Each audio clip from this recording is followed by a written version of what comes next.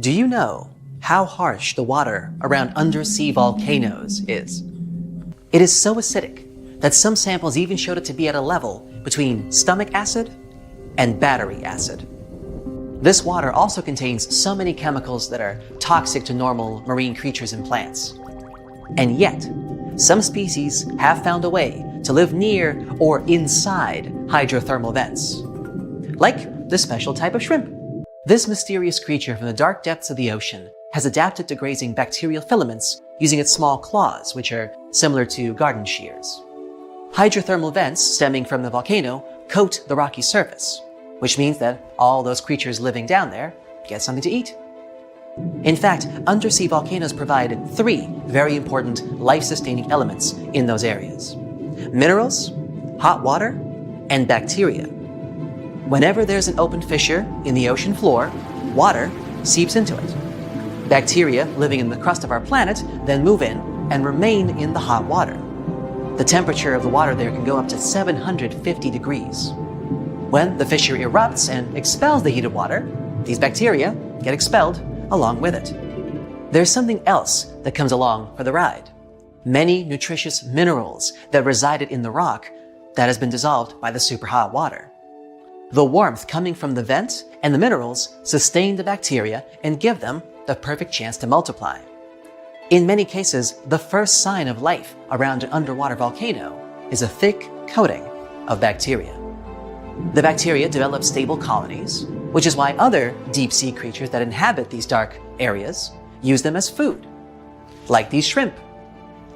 They are trying to eat that fast-growing bacteria and at the same time do their best to avoid the hazards of all the volcanic eruptions.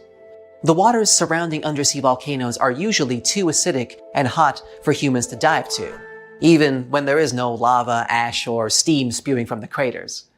But when a group of researchers took adequate equipment and finally managed to leave their camera in the hot acidic waters for an hour, they had no idea that they were going to find...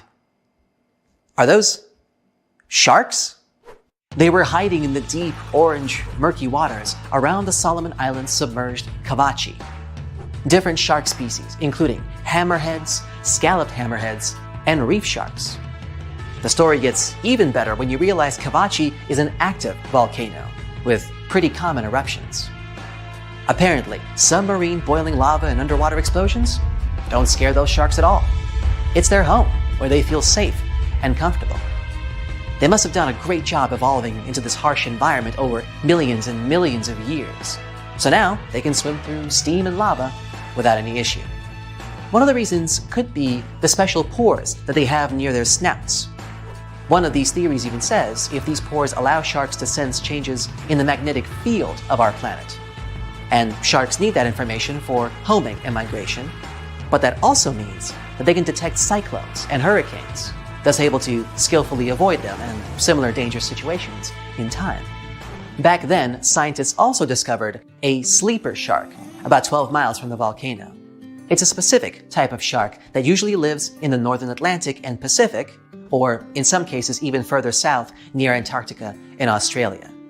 Alright, now let's check out this unusual worm. Don't let its rainbow glow fool you. This mysterious creature is actually a scary predator, with jaws you usually see in horror movies. This creep lives 3,900 feet deep, down in the muddy seafloor near northern New Zealand.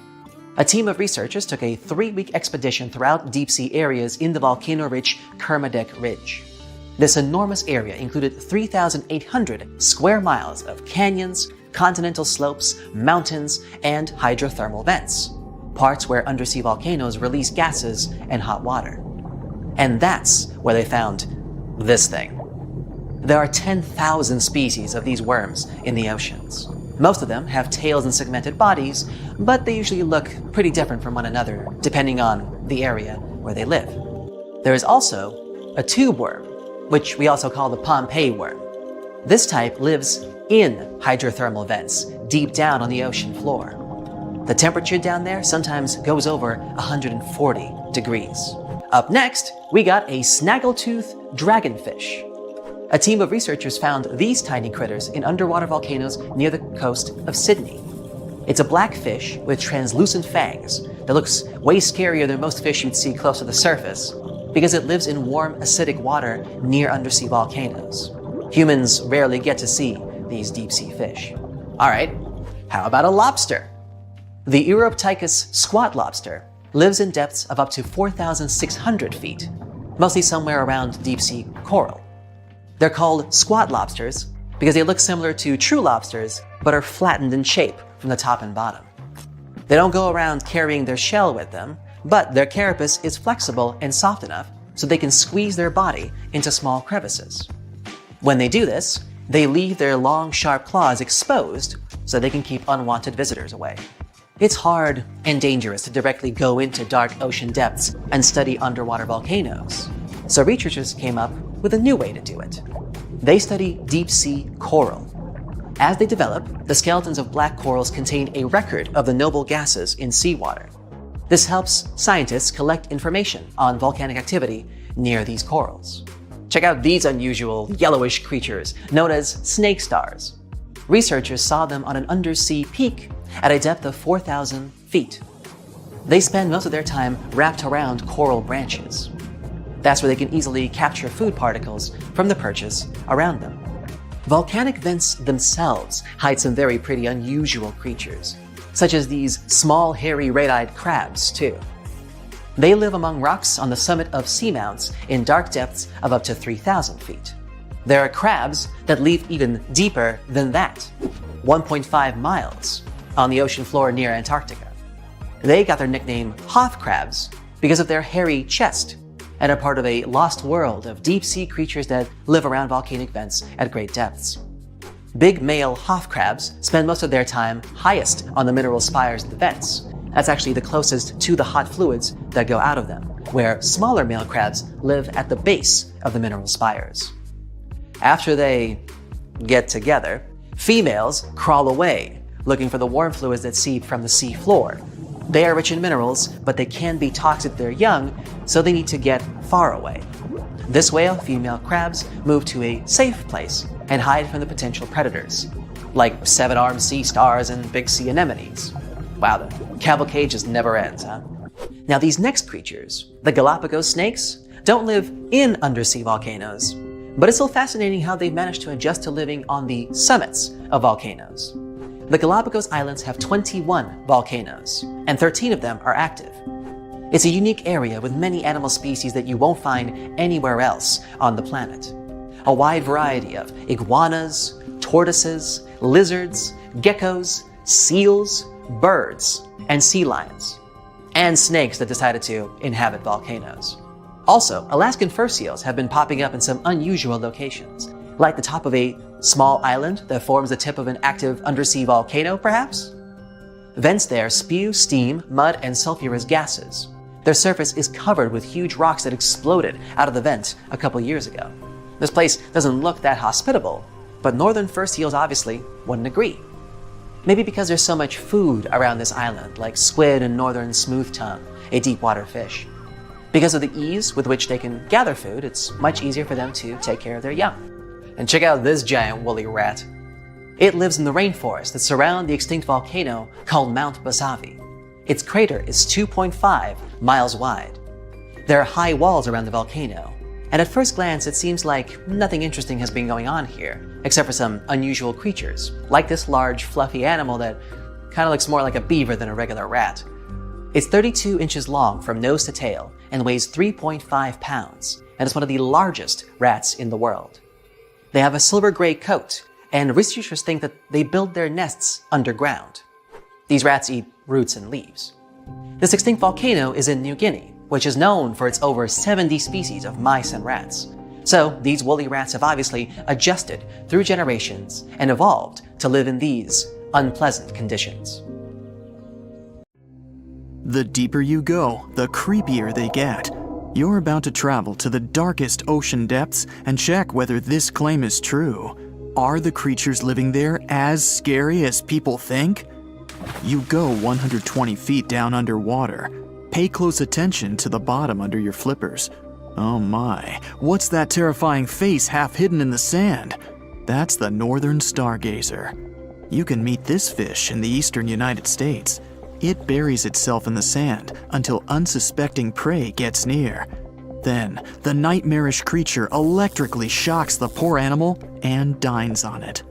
You are moving deeper to 240 feet under the surface. That's where you spot a colorful, puffy creature, no more than 1 foot long. It's the sarcastic fringehead. At first, the fish seems to be harmless. Only unless it's provoked. When this animal is agitated, it opens its huge mouth to fend off predators. This defense tactic is a sight to behold, both surprising and frightening. Luckily, the fish is no threat to people whatsoever. The creature you see next can comfortably live in shallow waters, but you meet it at a depth of 900 feet. You don't even need to wonder why the animal's called the Game of Thrones brittle star. Unlike starfish that slowly crawl across the seabed, this creature moves fast. It wriggles its long, flexible arms to get from point A to point B. Its body is protected by a hard calcium carbonate shell. Also called snake stars, these creatures are tiny and easily fit in nooks, cracks, and small crevices in rocks. At a much greater depth of 2,000 feet, you come across the giant squid. For a long time, it was thought to be a creature from legends rather than a real animal. The giant squid was first caught on camera in 2001, and it's exactly as big as its name implies. The creature's eyeballs are the size of soccer balls, and the squid itself can weigh up to 600 pounds. Almost 3,000 feet below the surface, you get spooked by another creepy-looking animal. It's somewhat red and rather small, no longer than 1 foot long.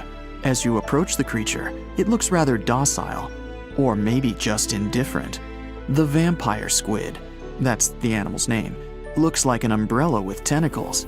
It doesn't even produce ink, so you leave it alone. Soon after that, at a depth of 3,200 feet, you meet the cookie cutter shark. This creature is a parasite. It attaches itself to big fishes, dolphins, whales, and sometimes even people. Then, using its neatly arranged serrated teeth, it gouges out cookie-sized pieces of meat.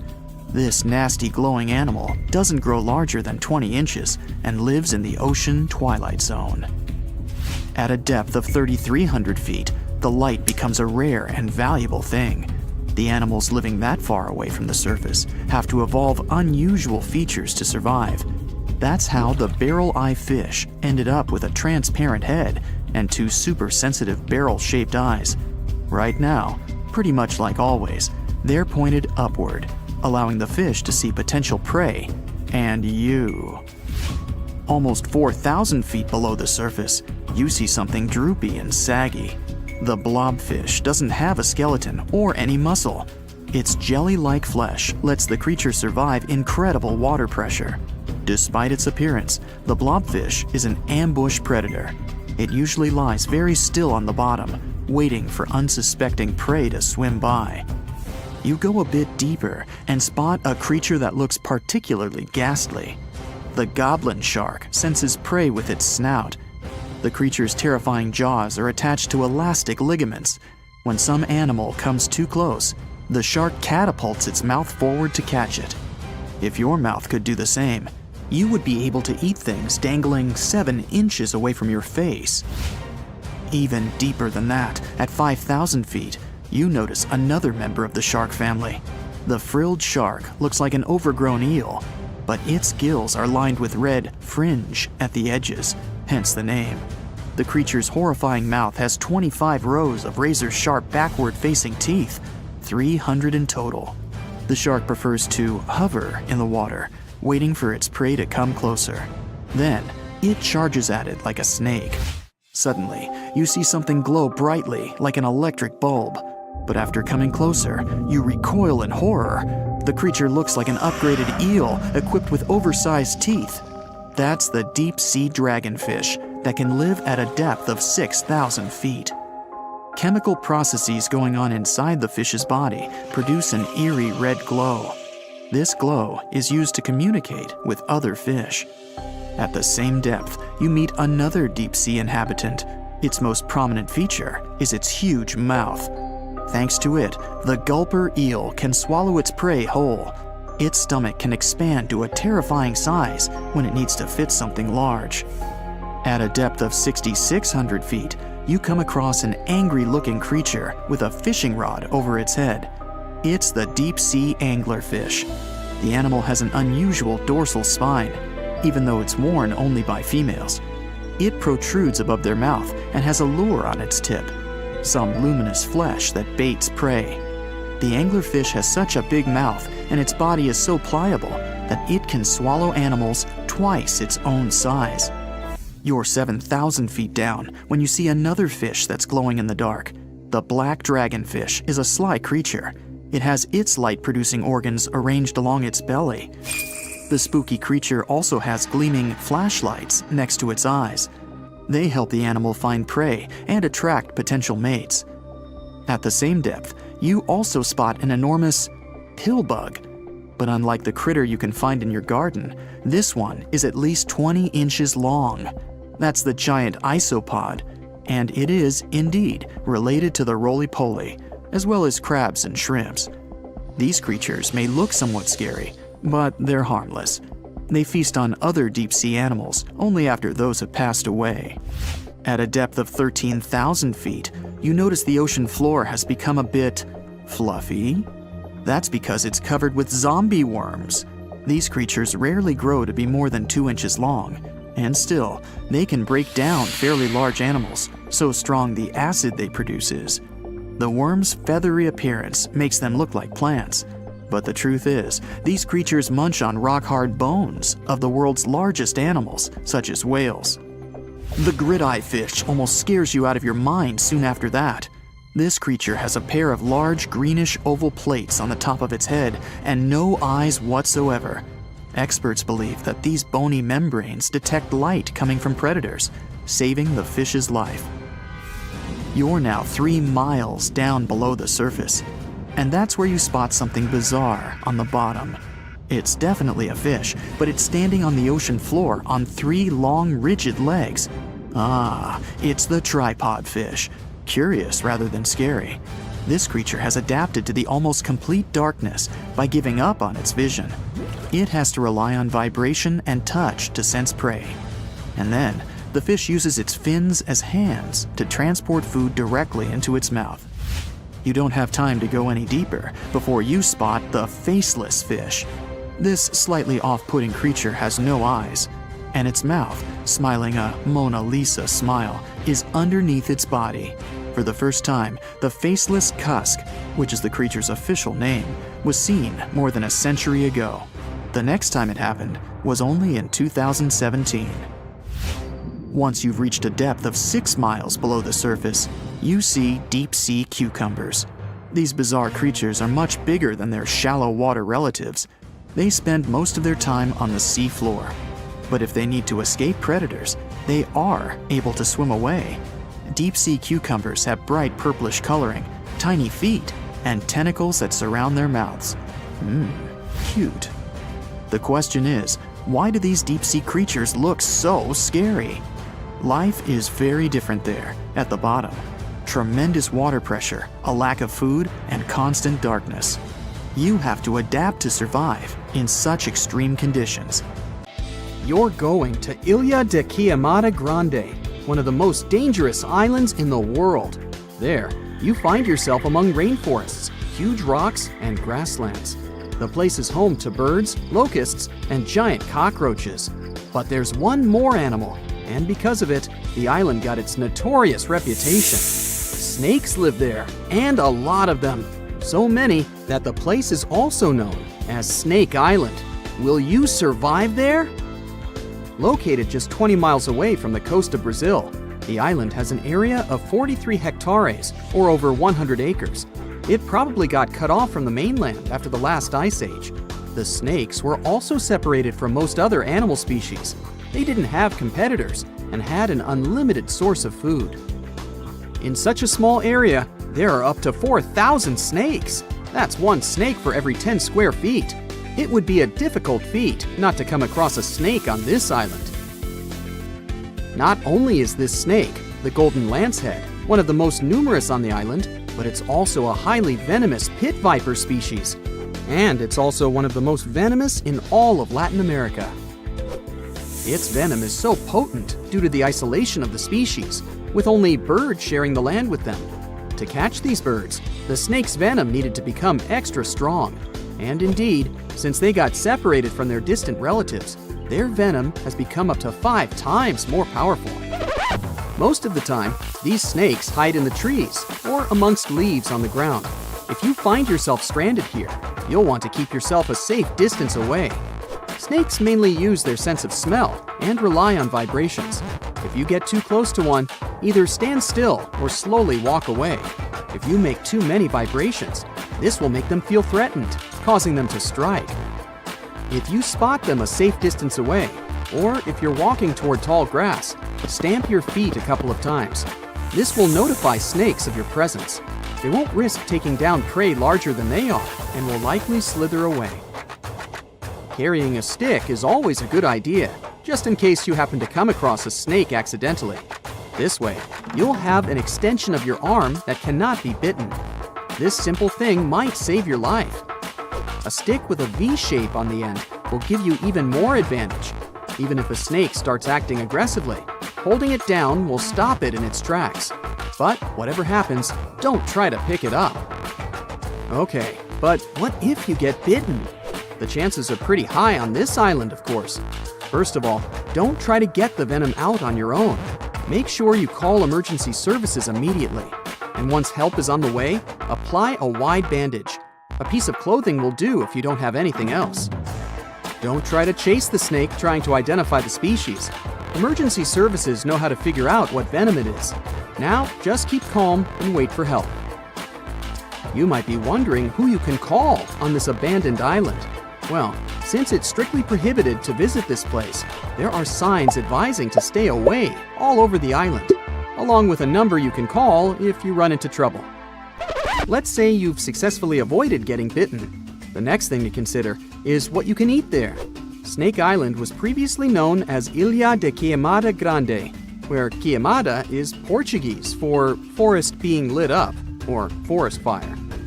The reason for that was the fact that the entire island was deliberately set on fire to make room for a banana plantation. Unfortunately, the banana business didn't turn out to be a success, probably because farmers got sick and tired of snakes. But some banana trees still thrive today, and they can provide you with some much-needed nutrients. You'll also want some protein in your diet throughout your stay. Luckily, along with the snakes trapped on the island, there are also cockroaches. These giant prehistoric-looking roaches come out at night to feed on plants. Get that barbecue started and enjoy the rare delicacy this island provides. A great way to survive on the island is to avoid it altogether. If by chance you happen to be sailing past, keep in mind that this place was once connected to the mainland. Rocks beneath the waves are very likely to damage the bottom of your boat if you get too close. Make sure you keep an appropriate distance when traveling past. Sure, this island is intriguing, but please remember that no matter how close you get to it, you won't be able to see snakes from the boat. You can only see these creatures if you get close enough, which you really shouldn't do. And it's not only reptiles that make this location dangerous. Pirates visit the island quite often. Not the sea shanty singing peg-legged arr pirates, but bio-pirates who come there to capture the very thing that makes it so dangerous. They come there for snakes, to catch them and sell them illegally. Since the island got cut off around 11,000 years ago, the golden lancehead has evolved within its own unique habitat. So, although there are many reptiles on this island, they're still an endangered species. Due to their limited numbers, their value is very high, reaching up to $30,000 on illegal markets, which gives biopirates the motivation to catch them. I can think of better ways to make a living. Anyway, let's say you've got all the resources necessary to survive in one of the most dangerous places on Earth. Do you think you would manage this feat? Perhaps you think it's impossible. You'd be surprised at how possible it can be, if you know what you're doing. It turns out many have visited this scary place before. Research teams often come there. They study the golden lancehead snake, its environment, and its food sources for conservation purposes. But scientists always make sure there's a doctor on the team. There's also a lighthouse on Snake Island. It had been operated by people until the 1920s. Then it became automated. One guess why. Brazilian authorities visit the lighthouse once a year to make sure it's still functional. Locals on the mainland know the reputation of the island, so the stories of people going missing are minimal. But one group of fishers once got too close to the island. As they were sailing along their normal route, they accidentally neared the shore. Their boat hit a rock under the waves and began filling with water. As the boat was quickly sinking, the men had only two options: to try to survive in the rough sea or swim to the shores of Snake Island. It was a hard choice to make. After all, they had heard the stories, and it wasn't just about snakes. Rumor had it that the island was cursed. Regardless of the stories, the fishers chose to take their chances with Snake Island. After making it to the shore, they tried to be careful. Their knowledge of the island could help them survive. Most importantly, they knew to avoid the rainforest at all costs. As the men got hungry, they carefully walked along the edge of the forest, warily collecting bananas. They were mostly sitting, waiting, and conserving their energy. They could only drink water when it rained. It was just enough to sustain them. They slept on the beach, unprotected from the elements and weather. And all the time, they were so close to the comfort of the lighthouse or caves. They were probably overly cautious, but it was either enduring some discomfort or risking their lives for a dry bed. They didn't yield to the temptation. They managed to survive for 3 days without being bitten by a snake. After that, a passing boat finally rescued them. So, now you know, anything is possible. It has recently become a popular location for many tourists looking for the perfect place to get away from it all. If you're lucky enough to catch a sunny day here, it's like no other, I can assure you. Chances are, you'll end up having loads of foggy days, but let's be honest, they have a special allure of their own. This enchanting smile-shaped island is called Sable Island. It's located 190 miles from mainland Nova Scotia. It wasn't accessible to the general public until 2013. That's when it was added to the list of National Parks of Canada. You can get here either by plane or by water. But what's so enchanting about this place anyway? There must be something, since the yearly tourist count is growing every year. Firstly, there's a spectacular number of wild horses here. There are between 200 and 500 horses roaming free all over the island. There's also a large population of gray seals. The place is also the only breeding location of a rare bird species called the Ipswich sparrow. If you're already considering a trip here, there are some things you need to know first. Remember that fog I mentioned earlier? Well, it turns out that Sable Island is the foggiest place in the Canadian Maritimes. I'm talking about approximately 127 foggy days each year. During such days, Sable Island literally disappears underneath a thick layer of fog. You won't be able to explore the place on your own either. The local regulations state that visitors need to travel within a group, and they also need to keep a 197-foot distance from the wildlife they can encounter here. As charming as this place may be, it holds a dark secret hidden beneath the sandy dunes, and it has nothing to do with beautiful creatures living here or the island's unique vegetation. Apart from being known from its horses and seals, Sable Island is infamous for an overwhelming number of shipwrecks. Over the years, about 350 ships have ended their lives here, on these sandbars. When survivors described their experiences, they usually mentioned harsh weather conditions near this mysterious island. The island also made its way into literature when it was described in a book called The Perfect Storm, which was written by Sebastian Junger and published in 1997. The book was so successful that it was later adapted for the big screen in 2000, with George Clooney playing the leading role. The first recorded shipwreck near Sable Island dates back to 1583. The boat was named the HMS Delight and was under the command of British adventurer and explorer Sir Humphrey Gilbert. Only 17 people managed to survive the catastrophe by escaping in a small boat. Records mention that they spent 7 days at sea before reaching the shores of Newfoundland. In 1884, another vessel named the Nicosia struggled in the thick fog as well. The ship was completely destroyed, but fortunately, all 18 crew members managed to survive. The captain's son was almost lost at sea when a lifeboat capsized when he was climbing into it. He somehow managed to stay underneath the lifeboat, which was completely submerged.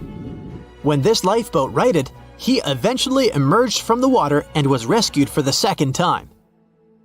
The years between 1947 and 1999 were relatively quiet on the island. In 1999, though, a yacht called the Merrimack ran aground near the shore of the island at about 2 a.m. on July 27th. The 40-foot fiberglass boat had a crew of only 3 people. Natural gas exploration workers, who were luckily not far away, rescued them. The crew managed to fly safely to Halifax the next day. The owner of the Merrimack tried to recover his boat by hiring local fishermen. Unfortunately, this operation was unsuccessful, since only the fittings of the yacht were eventually saved. It took no more than 6 weeks for the sand and waves to crush and completely break up the hull of the Merrimack. So what is it about this place that's so dangerous for boats? Does it have anything to do with the weather? Or maybe there's other forces at play? The explanation turns out to be a bit more complex, and it wasn't easy to figure out, at least not way back in the 1500s. First of all, the island is located close to one of the world's richest fishing grounds. Since it's also near one of the major shipping routes between Europe and North America, hundreds of vessels sail past it each year. The likelihood of shipwreck increases when there are so many boats roaming around the area. Sable Island is also in the way of most of the storms that move up the Atlantic coast of North America. It's no surprise that boats often get hurtled straight onto the shores of this island. The weather has a lot to do with it too. During the summer season, the warm air from the Gulf Stream creates a dense fog as it merges with the cool air by the Labrador Current that passes by the island. Other currents don't help the matter. Sable Island is next to the meeting point of 3 major ocean currents: the Gulf Stream, the Labrador Current, and the Belle Isle Current. Since the 1950s, radars and other modern navigation tools have been used on commercial vessels as well. Up until then, the sextant was the main instrument used to figure out a ship's location. It doesn't mean that sextants weren't accurate, but this instrument couldn't work properly without a clear view of the sun or stars, which means it didn't help much in dense fog, such as the one surrounding Sable Island, or when it was cloudy. Often during bad weather, the captain of a ship navigated, relying on their experiences and intuition based on the ship's speed and direction. That's why most of the survivors in shipwrecks near Sable Island said that the captain had simply miscalculated the ship's position, crashing into Sable Island by accident.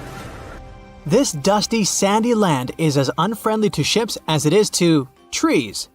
There's reportedly a single tree on the whole island, and it looks a lot more like a bush. It's actually a pine tree. And since the famous island horses don't see it as much of a food source, it somehow managed to survive. Reports say that the tree was planted back in the 1950s. Local authorities were trying to grow a forest on the island to make it a bit more welcoming. They've planted tens of thousands of trees over the years, more than 69,000 evergreens, 600 fruit trees, and about 55 pounds of pine seeds, along with other plants which could survive the conditions on the island. But they were no match for the extreme weather and sandy soil. Out of all those plants, just one pine tree is still alive. Thanks to its resistance, it has even become a symbol of Sable Island. Interestingly, for around 40 years, the island also had just one inhabitant. Can you imagine that? One person living on a remote island for so many decades? It's the story of a woman called Zoe Lucas. She chose to surround herself with the only residents on the island: the horses, the gray seals, and the many species of birds. An esteemed naturalist, she mentioned in an interview she gave back in 2017 that she was used to living on the island and that she never got lonely. To survive here, she had to put together an essentials kit. It included a notebook to take notes and a pair of binoculars to study the wildlife. You can safely assume she wasn't scared of the intimidating surroundings, since she decided to eventually call this place home. At first, Zoe wanted to set up camp on one end of the island, near some abandoned buildings. But eventually, she settled in a wooden house near a bunch of sand dunes. A Canadian institution called the Meteorological Service of Canada put together the simple construction back in the 1940s. Parks Canada operates the building these days. Zoe's work included gathering as much data on the local horse population as possible. It could help scientists better understand how they managed to adapt to the unfriendly environment. She also helped gather the debris that made it to the shore to help track pollution levels. Among all the rubbish that she collected, there was a refrigerator and a crate full of fresh peppers. Some other specialists eventually started working rotating shifts on Sable Island to offer the brave woman a little bit of company now and then. Most of the ocean is still shrouded in mystery, whether we're talking about dark corners or creatures that are hiding in the depths. But sometimes it gives us a peek into scary things it hides in its cold, dark depths. Like when you hear on the news that there are some deep-sea creatures washed ashore after a powerful storm once again. Some just look weird, while others are real monsters that live at depths of more than 3,300 feet. The coldest and deepest parts of the ocean have created one specific phenomenon called gigantism. So, sea spiders, squids, worms, and many other animals, mostly invertebrates, or creatures without backbones, they're all way bigger and scarier than the versions we see in the more shallow areas. In the Pacific depths, you can see a sea sponge as large as a minivan. Or what about the colossal squid that lives in sub-Antarctic waters and is nearly 14 times longer than the arrow squid, a type that mostly lives in New Zealand? Researchers found many of these underwater monsters in the abyssal zone of the ocean. Back in 2021, the researchers showed images of the giant phantom jelly. It was at a depth of 3,200 feet. Its tentacles were 33 feet long. Wow, I wouldn't like to face that one on the beach. It probably eats only small fish and plankton, but it can swim to depths of more than 21,900 feet. And down there, this giant jelly doesn't have enough food. How does it survive then? Scientists haven't figured it out yet. And there are even more questions related to the giant squid, the biggest one ever found. This monster is 43 feet long, with a weight of nearly a ton. Imagine if those tentacles would grab your car, or something like that. They would smash it like it was a toy. There's no light in the abyssal zone. Sun rays just can't penetrate that deep. So there's no algae or underwater plants there. Local animals mostly eat snow. Marine snow is not like the regular one you build a snowman with. It consists of any small flakes or remains that fall from the surface of the ocean. Maybe even some leftovers that animals up there couldn't eat. So it's not much. But apparently, it's enough for very large creatures that hide deep down there, like giant squids. Squids that generally live at such depths don't bother going after their prey. They just wait until the poor animal swims right up to their long tentacles and falls into a trap. It may not be the best method ever, because not many animals will even swim into these dark, cold parts. But it's the method that saves energy. A giant squid eats only 1 ounce of fish daily, which is approximately 45 calories. That's nearly 50 times fewer calories than an average person should eat per day. So when a squid gets 1 fish, it saves it for a couple of days. I hope giant squids won't get the idea to go to the surface and look for food when there's not enough of it in the abyssal zone. And I hope even more that giant Greenland sharks won't get that same idea. You can find them at depths of up to 7,200 feet. They're twice as slow as we usually walk. They swim at a speed of 1.12 feet per second. Their slowness is part of the energy-saving mechanism that creatures down there need to survive. But they can speed up in the form of short bursts when they need to catch prey. But they kinda change their diet from predator to scavenger, considering their environment. There will be more leftovers falling from the surface than animals to go after. Greenland sharks grow just 0.4 inches per year, and they're mostly 20 feet long, which means they live for a very long time, sometimes up to 400 years. They also have a slow metabolism. and that's one of the main factors for their long life, too. Greenland sharks like to spend their time in cold waters. They're adapted to that, since their tissues have specific chemical compounds that prevent the forming of ice crystals all over their body. That means they have some sort of natural antifreeze. So, what makes them so big? Scientists are still not sure, but some theories try to explain it. There's this thing called Kleiber's rule that says bigger animals tend to be more efficient. Just take a small fish and compare it to a whale with a mass hundreds of times bigger. The whale has a greater metabolism. It conserves energy more efficiently and loses less of it to the surroundings through heat. Moving on, bigger animals can ingest bigger prey. They're more likely to go through tough issues in their environment or defend themselves from predators going after them. Also, the body gets bigger when temperatures are lower.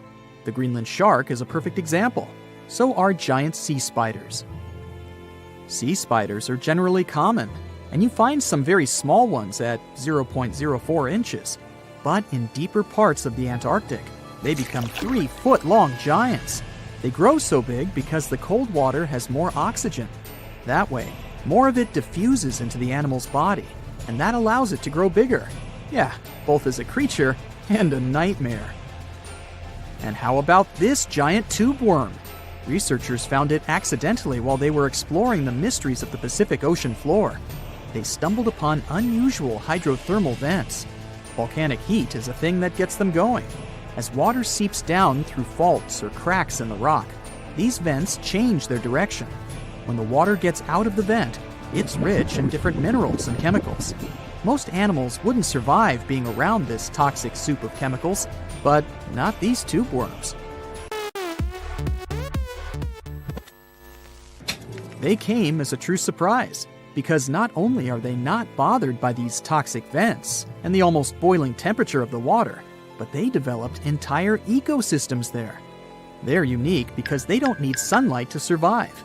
Instead, small bacteria are their main source of energy. That bacteria gets their energy directly from these toxic chemicals. So it's not photosynthesis, but a process called chemosynthesis. And these tube worms don't have mouths. These bacteria live inside them. Strange story, huh? Plus, these scary worms reach up to 8 feet. Giant isopods are no better either. They lurk at the depths of the ocean of 1,640 feet or more below, far away from the sunlight, looking like some monstrous wood lice. They spend most of their time on the seabed, hoping to find some food falling from higher levels of the ocean. Check out their small hooked claws at the ends of their legs. Isopods use them to remain more stable while moving around the ocean floor. Since there's no light, they have long antennae that help them feel their way around. These sensory antennas are about half the length of their body. Giant isopods have pretty big eyes compared to their body size, too. They can grow over 12 inches from head to tail. And these fellas are really patient. Remember how we said animals down there rarely get food? Sometimes they need to wait for years to get a proper meal. That's why their metabolism is amazingly slow. 5 years later. They can go for 5 years without eating anything. Imagine that. I get hungry just talking about this. In 2006, a biologist did research to compare the differences between the shallows and the deep sea regions. He realized the deep sea mirrors the island rule. First, isolated parts of land develop biodiversity you won't find anywhere else. Second, small-bodied life there grows much bigger when it's isolated, compared to life on large land masses. Resources are limited, but also competition and predators. And we don't know much about these deep-sea creatures. It's too expensive and too complicated to carry out such research. So we'll just wait for more raging storms to show us at least part of the monstrous world cold ocean depths hide.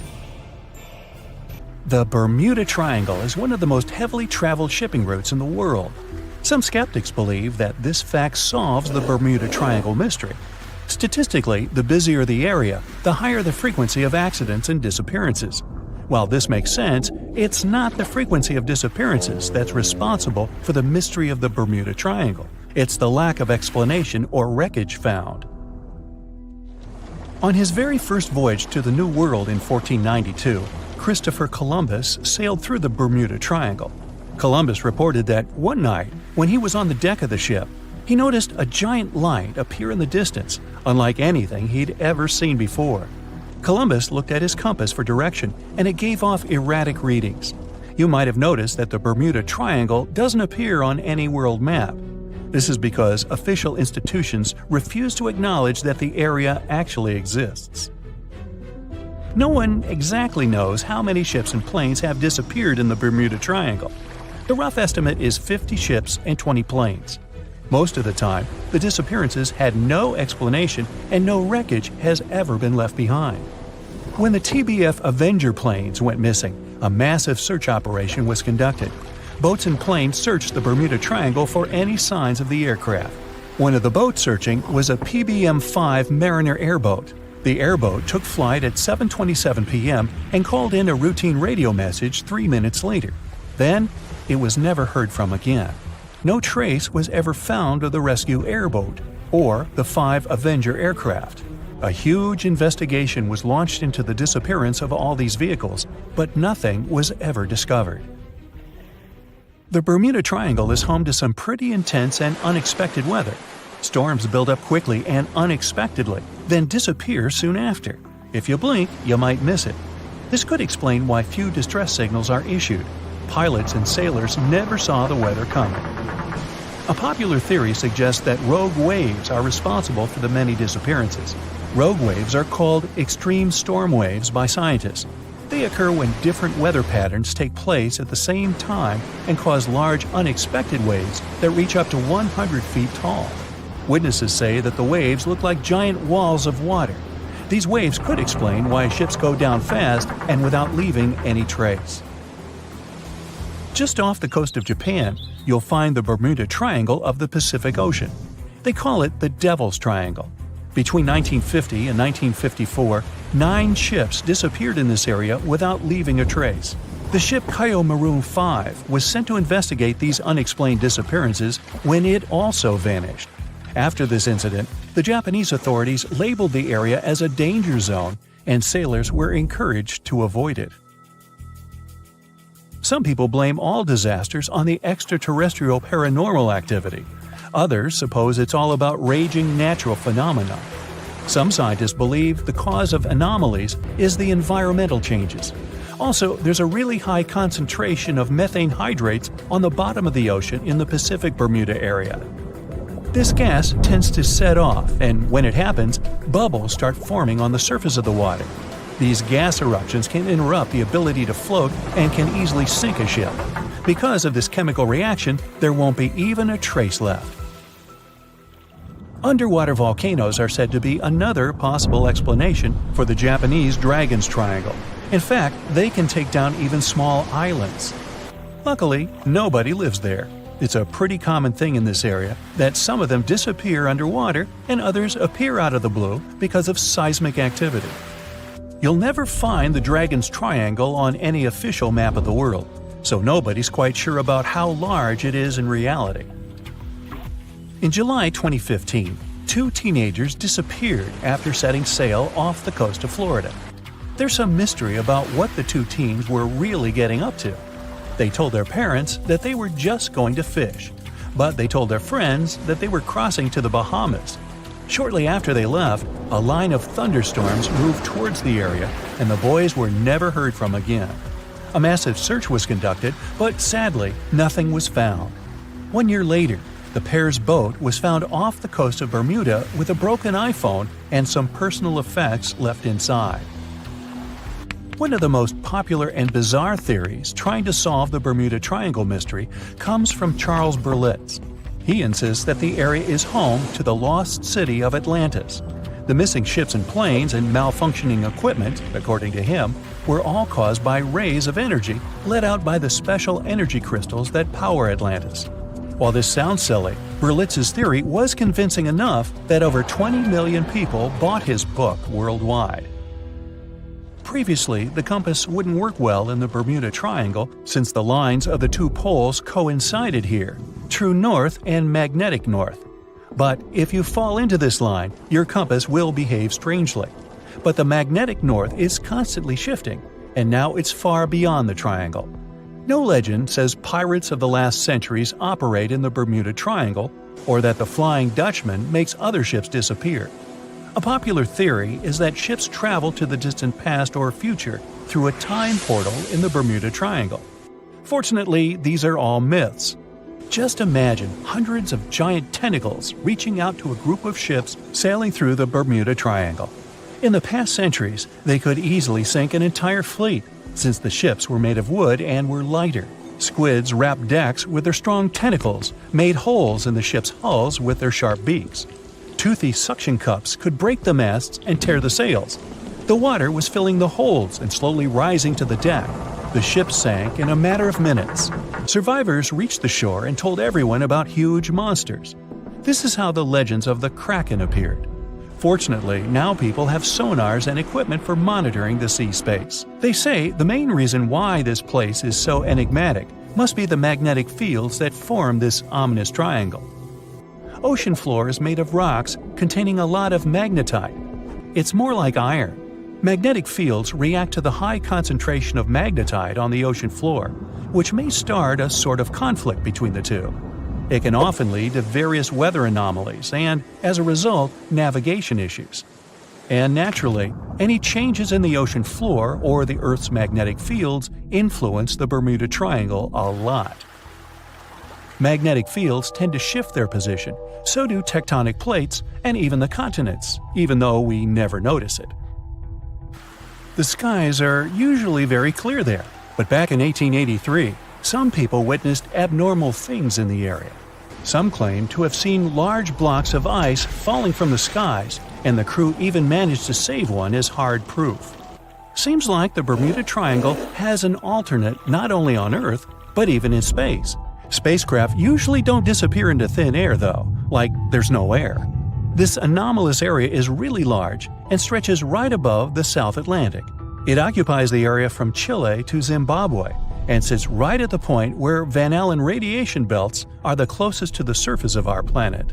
The Earth has two such belts, which come in handy trapping the particles that shoot in from the sun. They do a great job protecting the Earth from radiation. The magnetic field there is lower, so it allows the Earth's radiation belt to come closer to the surface. Whenever a satellite passes by, it will be exposed to radiation, which might lead to serious damage. So, no satellite can take pictures of it. The South Atlantic anomaly is part of the Earth where natural radiation just flows out of control. Still, there is little evidence that all these triangles are really dangerous. Many believe the Bermuda Triangle itself has been proven time and again to be nothing but a work of fiction. In fact, some shipwrecks, such as the Ellen Austin, gained popularity in the middle of the 20th century, while nobody even thought of drawing a triangle in the Bermuda area before that. The mystery was popularized by science fiction writers and became a common myth, while no serious research proved it any more dangerous than other parts of the world's ocean. So, the crew of the Ellen Austin back in 1881 weren't even aware of the Bermuda Triangle back then, let alone afraid of it. What do you think?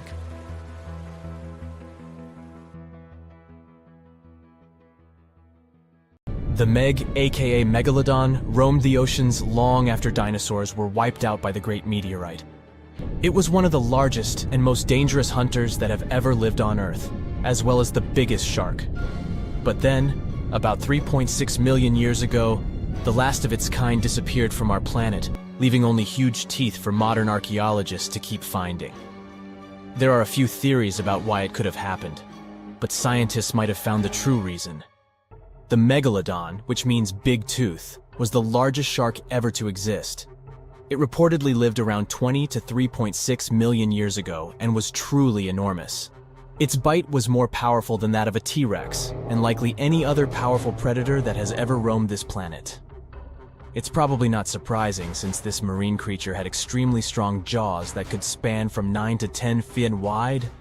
That's enough to swallow two grown-up people side by side. The jaws were also lined with 276 teeth, and they reached 7 inches in length. That's as long as a small hedgehog. Once these teeth got worn down, the shark got rid of them and grew new ones. Such large sedated teeth helped the Meg to eat meat easily. The shark itself could grow up to 59 feet long. That's twice the length of a London double-decker bus. The animal was also pretty heavy. While a fully grown T-Rex weighed about 8 tons, the weight of a large Megalodon could be more than 30 tons. With no competitors, the enormous shark was the real king of the oceans. It hunted other sharks, large fish, and even whales. Then why did such a magnificent creature disappear from the face of the earth? The previous theories mentioned the great white shark. The Megalodon is usually described as some gigantic version of this marine animal. And this is a common mistake made because most people think these creatures were related. But in reality, the Meg looked more like a modern bull shark. Its snout was snout, its lower jaw was rather flat, and long and massive pectoral fins supported the animal's weight. But what's more important, the ancestors of today's great whites existed at the same time as the Megalodon. Now, with great size comes great clumsiness. And although the Meg was huge and powerful, it was also not as nimble as smaller and quicker great white sharks. Great whites could have rivaled a Megalodon for food, and were often more successful hunters thanks to their agility. They couldn't fight the Meg openly, but were fast enough to steal its food. So according to this theory, the only food left for the Megalodon were whales and equally big marine animals. Grown-up Megs could easily catch such beasts, but their offspring were much smaller and more vulnerable than their parents. Could smaller sharks have used this to their advantage? Maybe while megasharks were still little, they became a meal for great whites, as well as bull and tiger sharks. Even at those times, a great white shark could reach the length of 20 feet, while a Megalodon kid was definitely smaller. But even if there had been no open confrontation between young Megalodons and smaller grown-up sharks, Meg kids wouldn't have been able to find food for themselves to grow to adulthood. The reason is the same. The population of other sharks was growing, and they were rivaling each other and the Meg for convenient food. The more great whites and other sharks appeared in the oceans, the less food remained for young monster sharks. Eventually, they probably starved.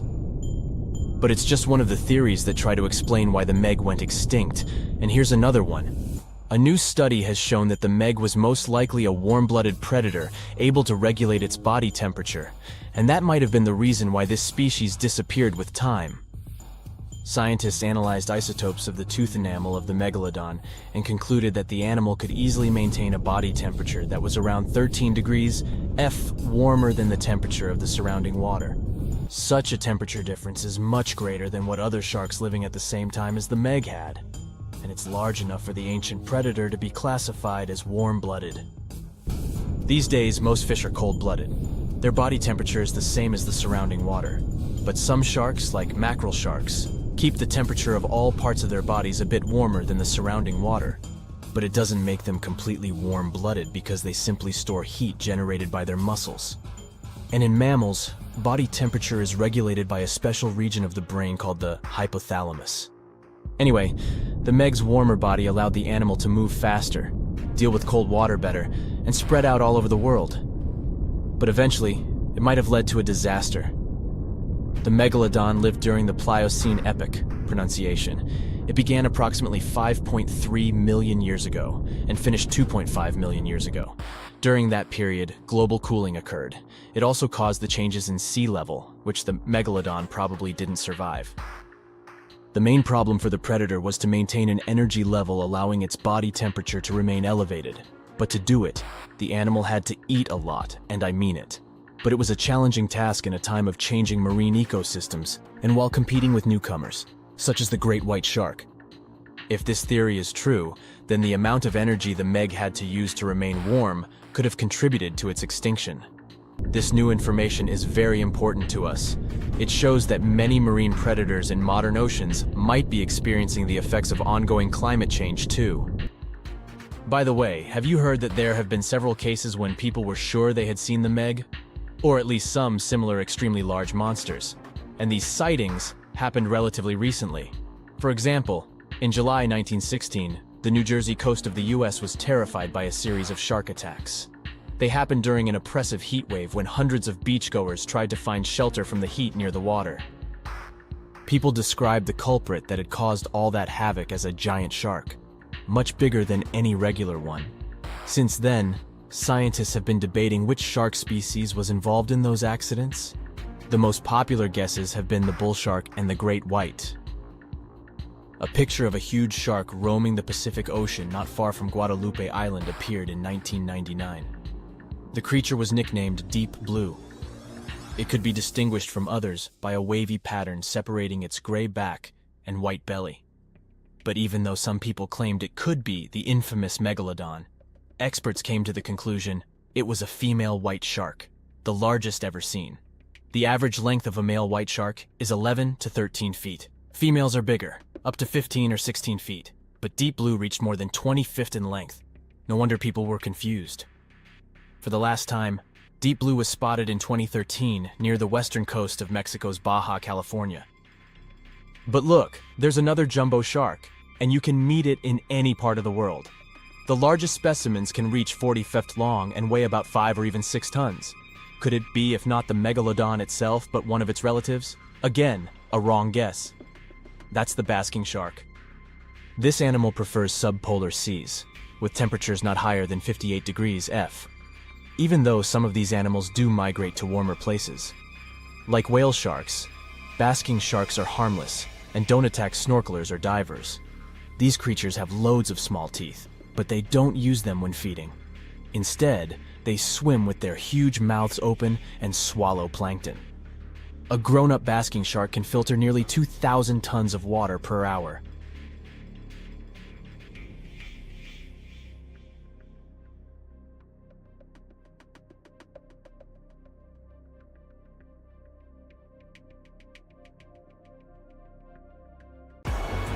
You're on a ship when you notice some water foaming nearby.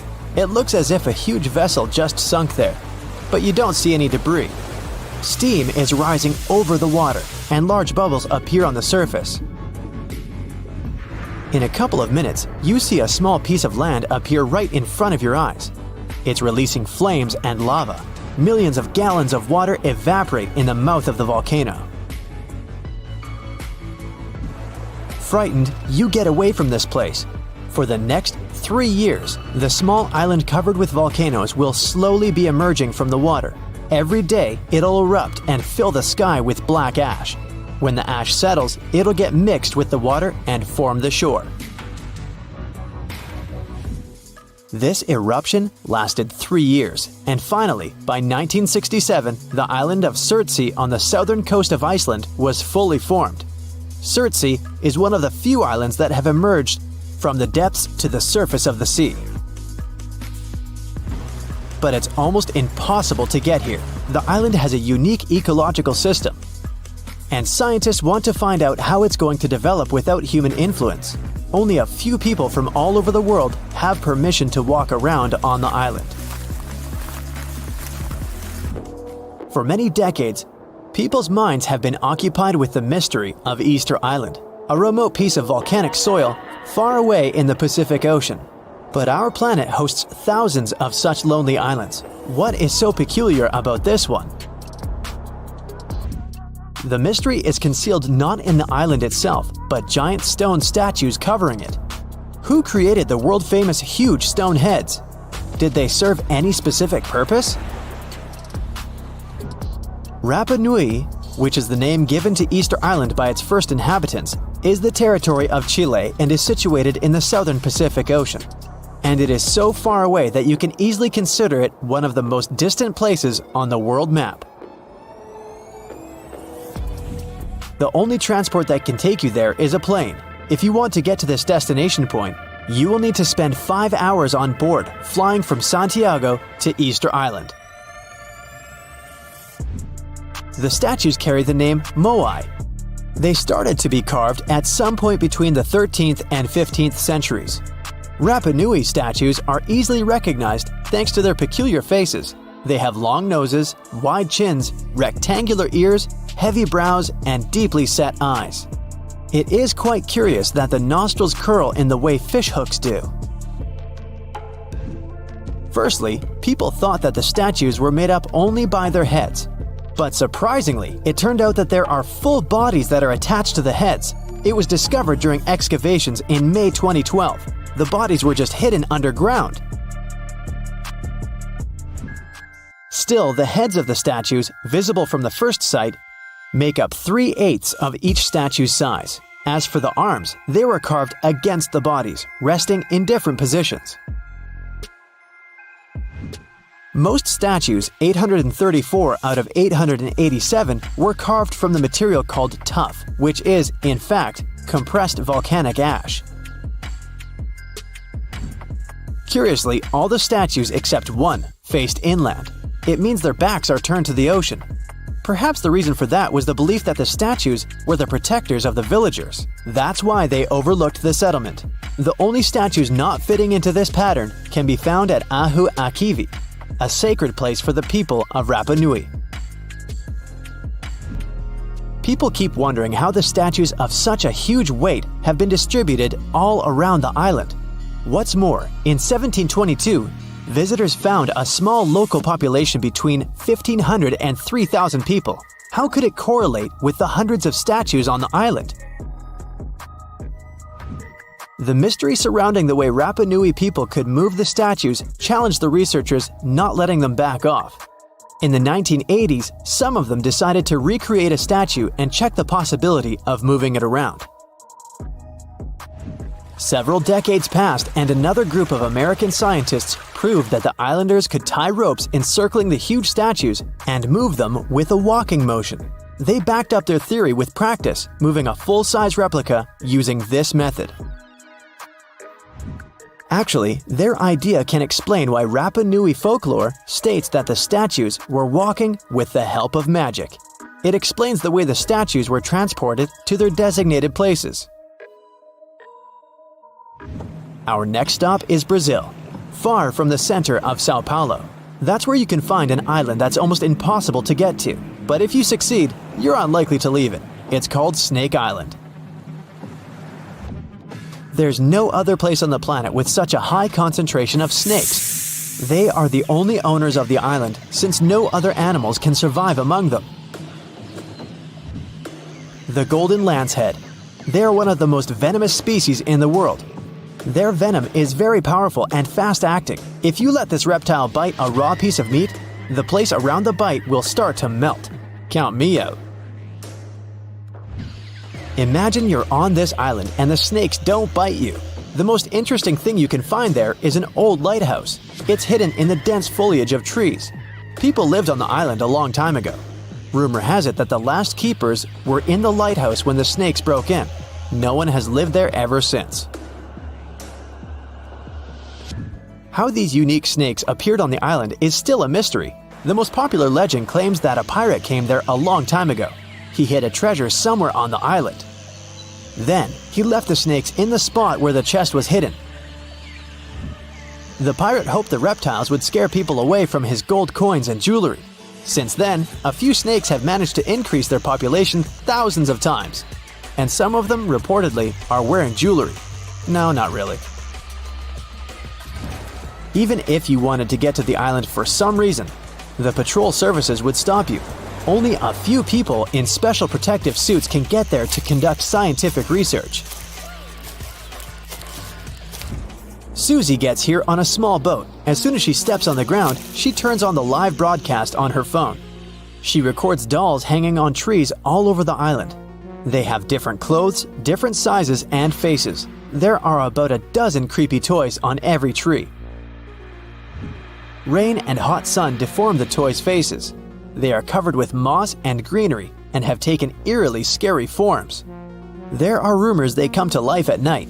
Wanna check? One of the subscribers writes, "No problem," Susie agrees. The sun is going down below the horizon.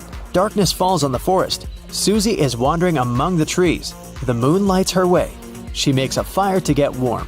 At this moment, she hears a strange sound.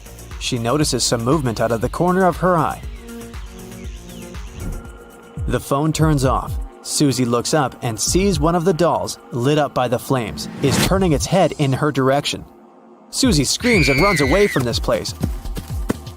Of course, the doll didn't move. You can notice a little bird sitting behind the toy's head.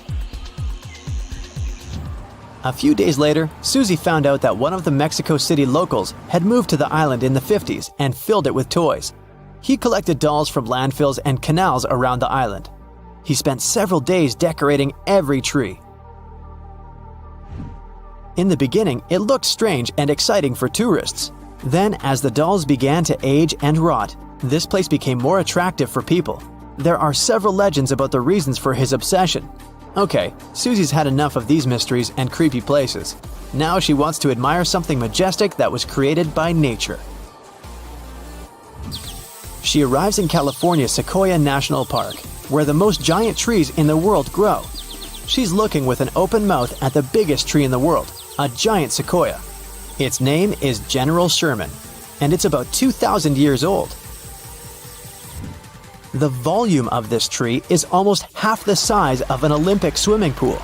Despite its age, it's not the oldest one. There are redwoods in the park that appeared 3,000 years ago. And the tallest tree in the world grows here, in California.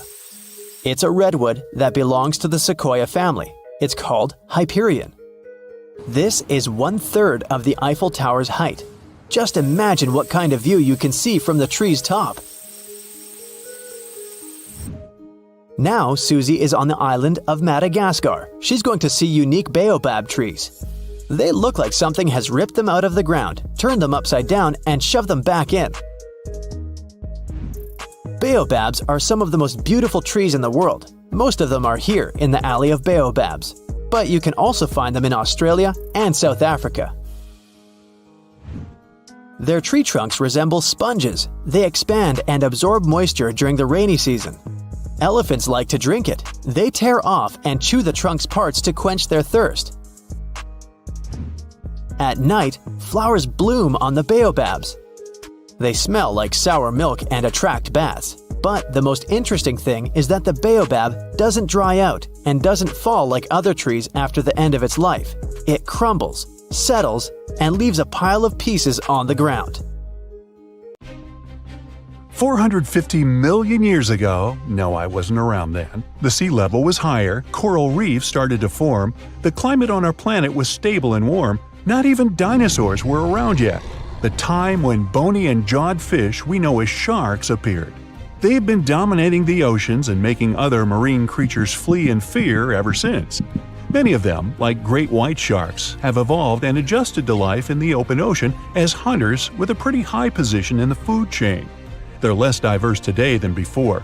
One of the reasons is the asteroid strike from the age of dinosaurs. After it reduced the number of shark species, only smaller and deep-water kinds that ate primarily fish survived. They started getting bigger over time.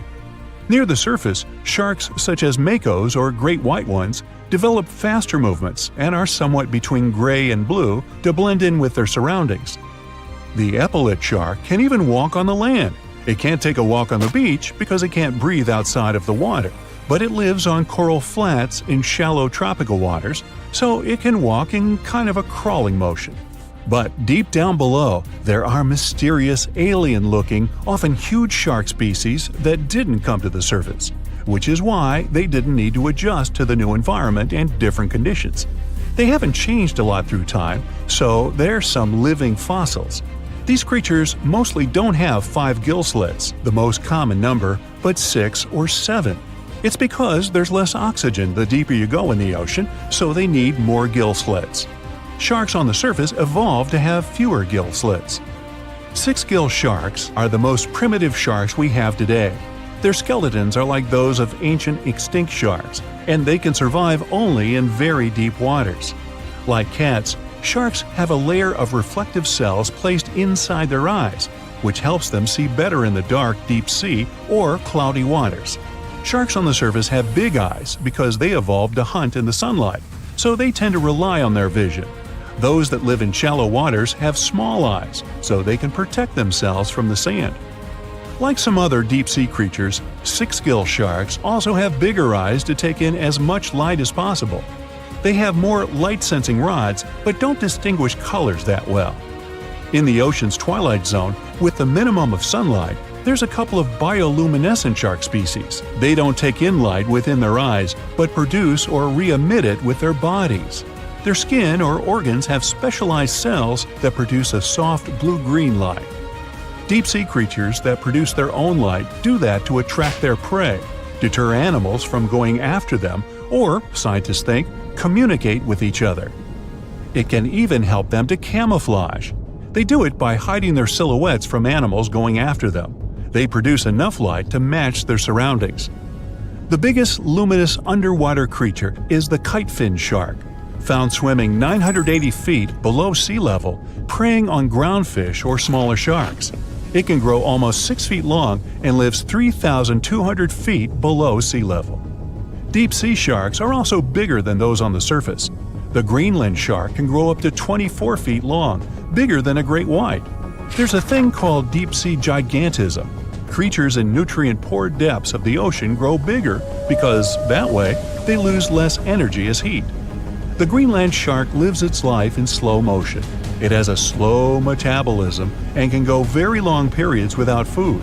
With their slow pace, they evolved to live up to 500 years at depths of 7,200 feet. Sharks in shallow waters catch their prey relying on agility and speed, but for them, it's easier because there's plenty of food on the surface. Deep-sea sharks, with less food and slower life rhythm, had to develop a different style. They're more opportunistic, definitely not picky, and don't care if their future meal is alive or not. Frilled shark, another living fossil from the darkest depths, hasn't evolved much through time, and they're one of the last of their kind, with all of their relatives already gone extinct. It grows up to 7 feet long, primarily hunts on squid, and catches other sharks and fish. It looks like a dinosaur, a snake-like face, a long, smooth, thin body that moves in a serpentine way. It can propel itself with the power of its tail and curl like snakes. They don't swim in a straight line like other sharks. Cookie cutter shark grows up to 20 inches. It got the name because of the way it feeds, biting off small pieces. It's a parasite creature, which means it feeds off bigger animals but leaves them alive. They have sharp teeth and sometimes even swallow those that fall off on purpose. Some researchers think it could be because they live in the depths that are nutrient poor. If they swallow the teeth, they could recycle calcium and other material from it. Prickly shark is a rare and unusual creature with many thorn-like denticles and 2 small dorsal fins. It lives mostly in the depths of the Pacific region up to 1,900 feet. Ghost sharks are not even real sharks, but fish closely related to them and rays. They have big pectoral and pelvic fins, 2 dorsal fins, pretty big eyes, and unlike their cousins, have a single external gill opening. Ghost sharks have slender tails and can grow up to 80 inches, silver to blackish color. They sometimes live in rivers and coastal waters, but also in the depths of the ocean of 8,200 feet or even deeper. They are pretty weak swimmers, so they tend to feed on invertebrates and small fish. Goblin sharks. Swimming through the deep sea, this creepy shark with a flabby body suddenly sees a small, innocent squid. It goes toward it, but the potential snack notices it and quickly starts moving to dart away. It seems like the plan could work at first, but then the shark suddenly thrusts the jaw of its mouth and catches the poor little squid in a second. After the meal is finished, the animal simply fits the jaw back into the mouth and goes away as if nothing happened. This is possible because it has a jaw connected to 3-inch-long flaps of skin, which is why it can unfold from the snout. It can grow up to 12 feet long with a weight of 460 pounds. Scientists think goblin sharks are mostly active in the morning and evening. The shark has a long, prominent snout and specific sensing organs on it. It uses them to sense electrical fields in the dark oceanic depths. Seven-gill shark is a big cow shark, brown to silver-gray on top, white underneath, black and white spots, with a thick body, a small dorsal fin, and a wide, blunt snout. It can grow up to 10 feet long, mostly lives in the depth of 1,870 feet, but you can also find it in deep channels and bays. It can be aggressive toward humans if provoked, so don't. Like most deep-sea creatures, it's an opportunistic hunter that's not quite picky but likes to go after dolphins, seals, porpoises, and other marine animals. Megamouth sharks mostly live in the depths of 15,000 feet and spend most of their time in the dark, like me. Scientists discovered it in 1976 because it went near the surface at night to feed on zooplankton. That's the only time these sharks go there. During the day, they return to their quiet, dark, and mysterious depths. They are filter feeders, which means they keep their mouths wide open while swimming, so they filter the planktons they like to eat. There are organs that produce light inside of their mouths, which attracts potential prey, such as pelagic crustaceans. These sharks live in the deep parts of the ocean, but you can rarely find them below almost 2 miles. Scientists think some other, stronger bony fishes outcompeted them. Deep parts of oceans became oxygenated around 70 million years ago, and sharks have been around way longer. But bony fishes adjusted and adapted efficient ways to use oxygen, while sharks were slow with adaptations, so they lost. Also, oceanic depths are way colder, which is challenging for fish and the rest of cold-blooded animals because the speed of their metabolism widely depends upon the external temperature.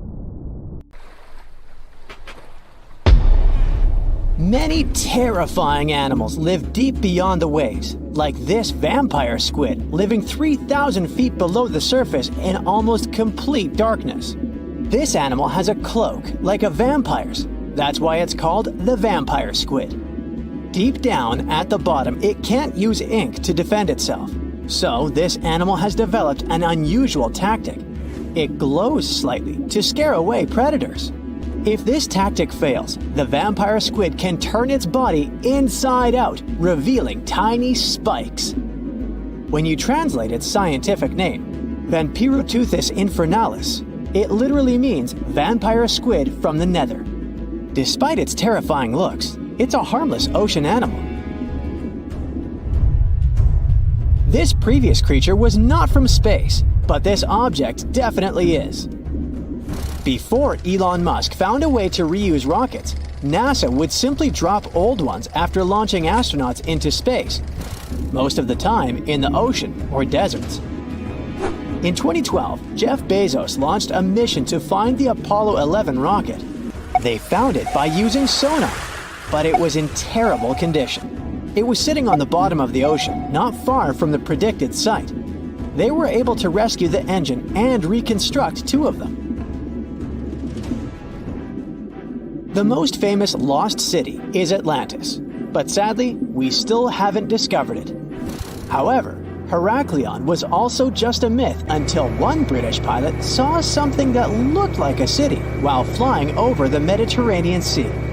He reported it, and 60 years later, a group of divers went there.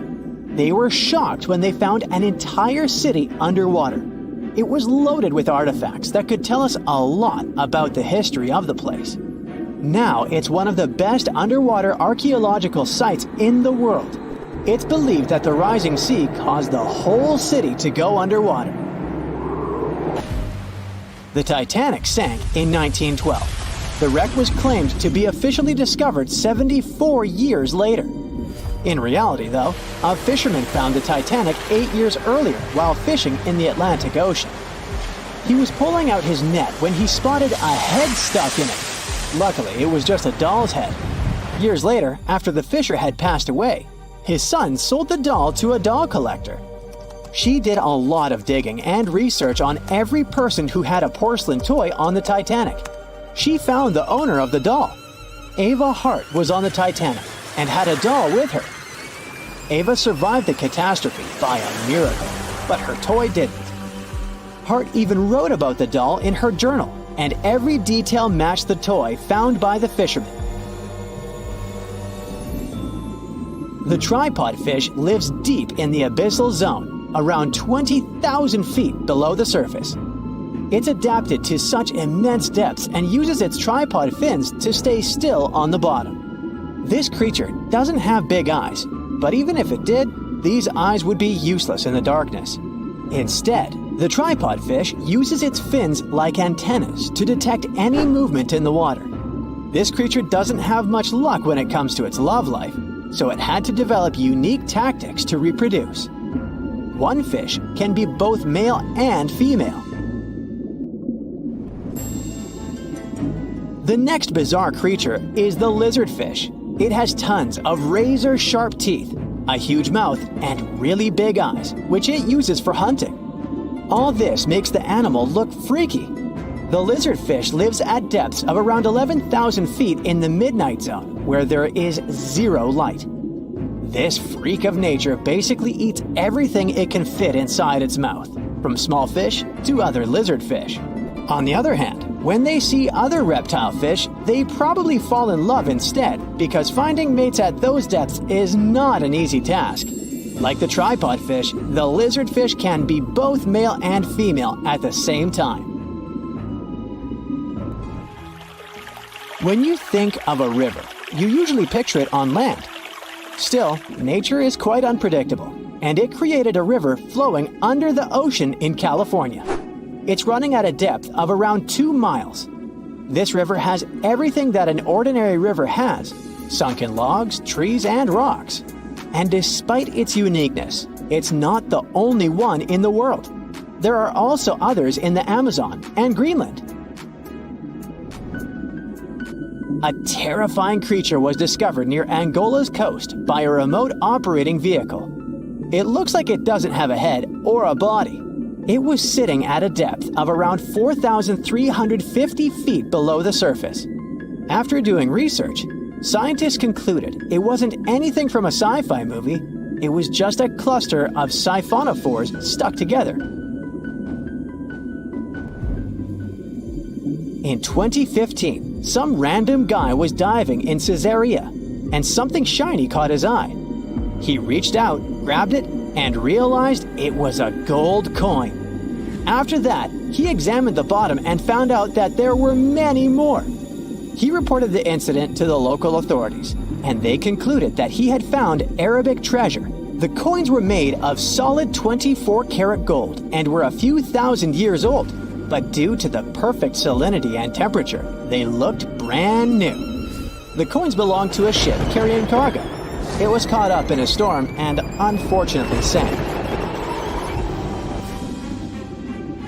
One of the weirdest things ever discovered was found in the Baltic Sea. It's an anomaly that looks as if it was created by a different civilization.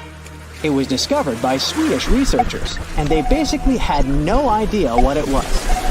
They had to ask tons of other scientists for their opinions.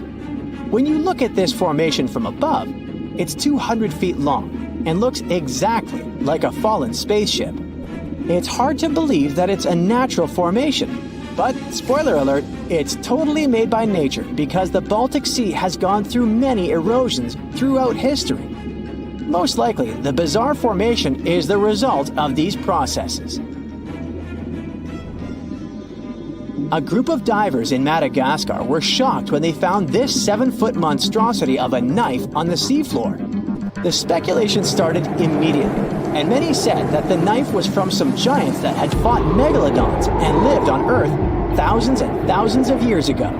That could make a nice story, but the knife is most likely a movie prop that was lost at sea. One of the ocean's most bizarre animals is the frilled shark. It's believed that this fish is the reason for all those sea serpent stories that sea explorers of the past wrote about.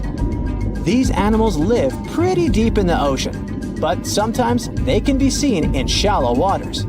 It's super rare, but possible. The frilled shark has a big mouth sporting around 300 teeth. It also has a long body that looks like a lizard's, and it is truly a unique species of shark. Its prey can be half of its size because this shark's stomach is like that of a snake, and it can swallow huge fish or crustaceans. Spotting a few worms in your garden is no big deal, but after seeing a 26-foot long one in the ocean, you will make your wetsuit a little wetter. This worm is super rare, and it's completely harmless to humans. It's actually not a giant worm. It's a cluster of zooids that are stuck together in a worm-shaped formation. They usually only eat plankton, bacteria, and other tiny things that can be found in the ocean. Probably the scariest thing in the ocean that is 100% real is the magna pinna, which can be found at crazy depths of 20,000 feet below the surface. This monster looks like an underwater Slender Man, but it's just a squid with really long tentacles that can reach a terrifying size of 8 feet. This guy has only been seen a few times, and basically, we don't know much about this creature so far. So, Megalodon was one of the biggest and most ferocious monsters on our planet. Powerful jaws, razor-sharp teeth, gigantic size. But what do you know about how it sounded? Imagine how loudly it growled, permeating the underwater world with sound vibrations. This sound resembled nothing. Megalodon didn't have a voice. It was a shark, and sharks don't have sound-producing organs. It was a quiet danger. But despite its muteness, yes, that is a word, you could have still heard it. Come with me.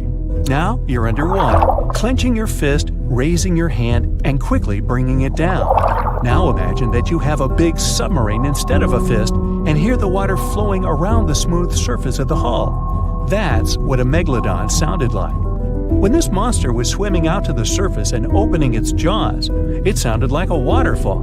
The giant shark swam at high speed. When the water was passing through its mouth and gills, it sounded like a flowing river, a fast, powerful river. Megalodon had no voice, only the scary sound of flowing water. Other ancient fish could make sounds, but you would hardly hear them. Whales, dolphins, and their distant ancestors are not counted because they're mammals. Fish communicated at frequencies elusive to human ears. They still have this ability, but in most, the ocean was and is a pretty quiet place. So let's get out on ancient lands and check what was going on with the sounds there. Thanks to modern technologies, scientists can analyze the sounds of many ancient animals. Using CT scans, they found that some dinosaurs had complex systems of small open pockets in their skulls. They used these winding cranial mazes to reproduce a wide range of sounds and regulate body temperature, and people have managed to hear them. An ancient bird that lived 79 to 140 million years ago, Pegasus, sounded similar to some farm birds like duck and geese. But the ancient creature probably screamed in a scarier way. Scientists found this out thanks to the Syrinx fossil they discovered in 2016 in Antarctica. It's the oldest known vocal organ in the world. It helped Pegasus make a double humming sound coming from the left and right sides of the Syrinx. Imagine a duck and goose screaming. Increase the volume several times. Perhaps that's what its distant ancestors sound like. As for other flying reptiles like the pterodactyl, it couldn't scream like Pegasus because it didn't have a syrinx. These winged monsters could growl, hiss, and snap their beaks, and this was their most effective sound. Remember any tall basketball player. The skull of the pterodactyl was slightly longer than their height. Just imagine what a noise the dinosaur created when it was snapping its powerful beak. The clicking sound could deafen and frighten other ancient creatures nearby. Now, you probably know what a Tyrannosaurus sounds like, thanks to the movies. Among thousands of others, you'll recognize this prolonged roar similar to a chainsaw, vacuum cleaner, and horn. And, honestly, its roar has a lot in common with the natural sounds that this monster could make. Thanks to modern technologies and well-preserved remains, scientists managed to simulate the voice of these ancient animals. Imagine you're uploading data about a T-Rex into a program and preparing to hear an intimidating roar. You press play, and it sounds like a bee. Tyrannosaurus rex's scream was similar to birds, not mammals. But it wasn't just a beep. It used nostrils to scream, not a mouth. The hum came from the chest and resembled a siren with low bass. Maybe it sounded a lot more intimidating than what we saw in the movies. It was louder than all the trumpets of the symphony orchestra, and it did it only with the help of its nose. It's not known for sure whether it could growl through the mouth. You could also hear how long-necked dinosaurs sounded in the movies. Their calls were similar to those of elephants, something between a saxophone and a car horn. But in fact, these tall creatures whispered. Almost all mammals make sounds thanks to the laryngeal nerve. This nerve runs down along the neck, then goes around the blood vessels of the chest and comes back to the larynx. In short, the brain gives a signal and it passes twice the distance along the body before the sound is released from the mouth. And now, remember those long necks of dinosaurs? This was the height of a 5-story building. but the voice signal had to run a distance of 10 floors. It took too long to make this long trip, and this affected the dinosaurs' roar. So, when they wanted to make a sound, they just hissed. And it was probably similar to the sound of a giant viper. But the most detailed sounds scientists have managed to get belongs to the Parasaurolophus. You know this herbivorous dinosaur thanks to the long crest on the back of its head. We saw the dinosaur using it in movies and documentaries to fight opponents and enemies. Some scientists believed it also used the comb to drop fruits and leaves from trees. Others thought the dinosaur used it to improve its sense of smell. But it turned out that in addition to self-defense and fighting, they used the comb to make loud and scary sounds in different keys. Scientists replicated this with fantastic accuracy, thanks to the structure of its hard tissues. Almost all living beings with a voice use soft organs to make sounds, and these soft tissues decompose quickly. Parasaurolophus had solid ones. They noticed tubes leading from the nostrils to the crest and back to the nostrils when they found the skull. It was like a crumhorn, a curved musical wind instrument. This proved the dinosaur used the crest on the back of its head to make the sounds louder. The comb allowed it to trumpet, so its relatives could hear it in the forest. They made humming sounds with low and high notes. Mix a saxophone and trumpet with a goose hum, car horns, and low frequencies, then increase the volume several times. That's what Parasaurolophus sounded like. That's also what my 4th grade band sounded like. But I digress.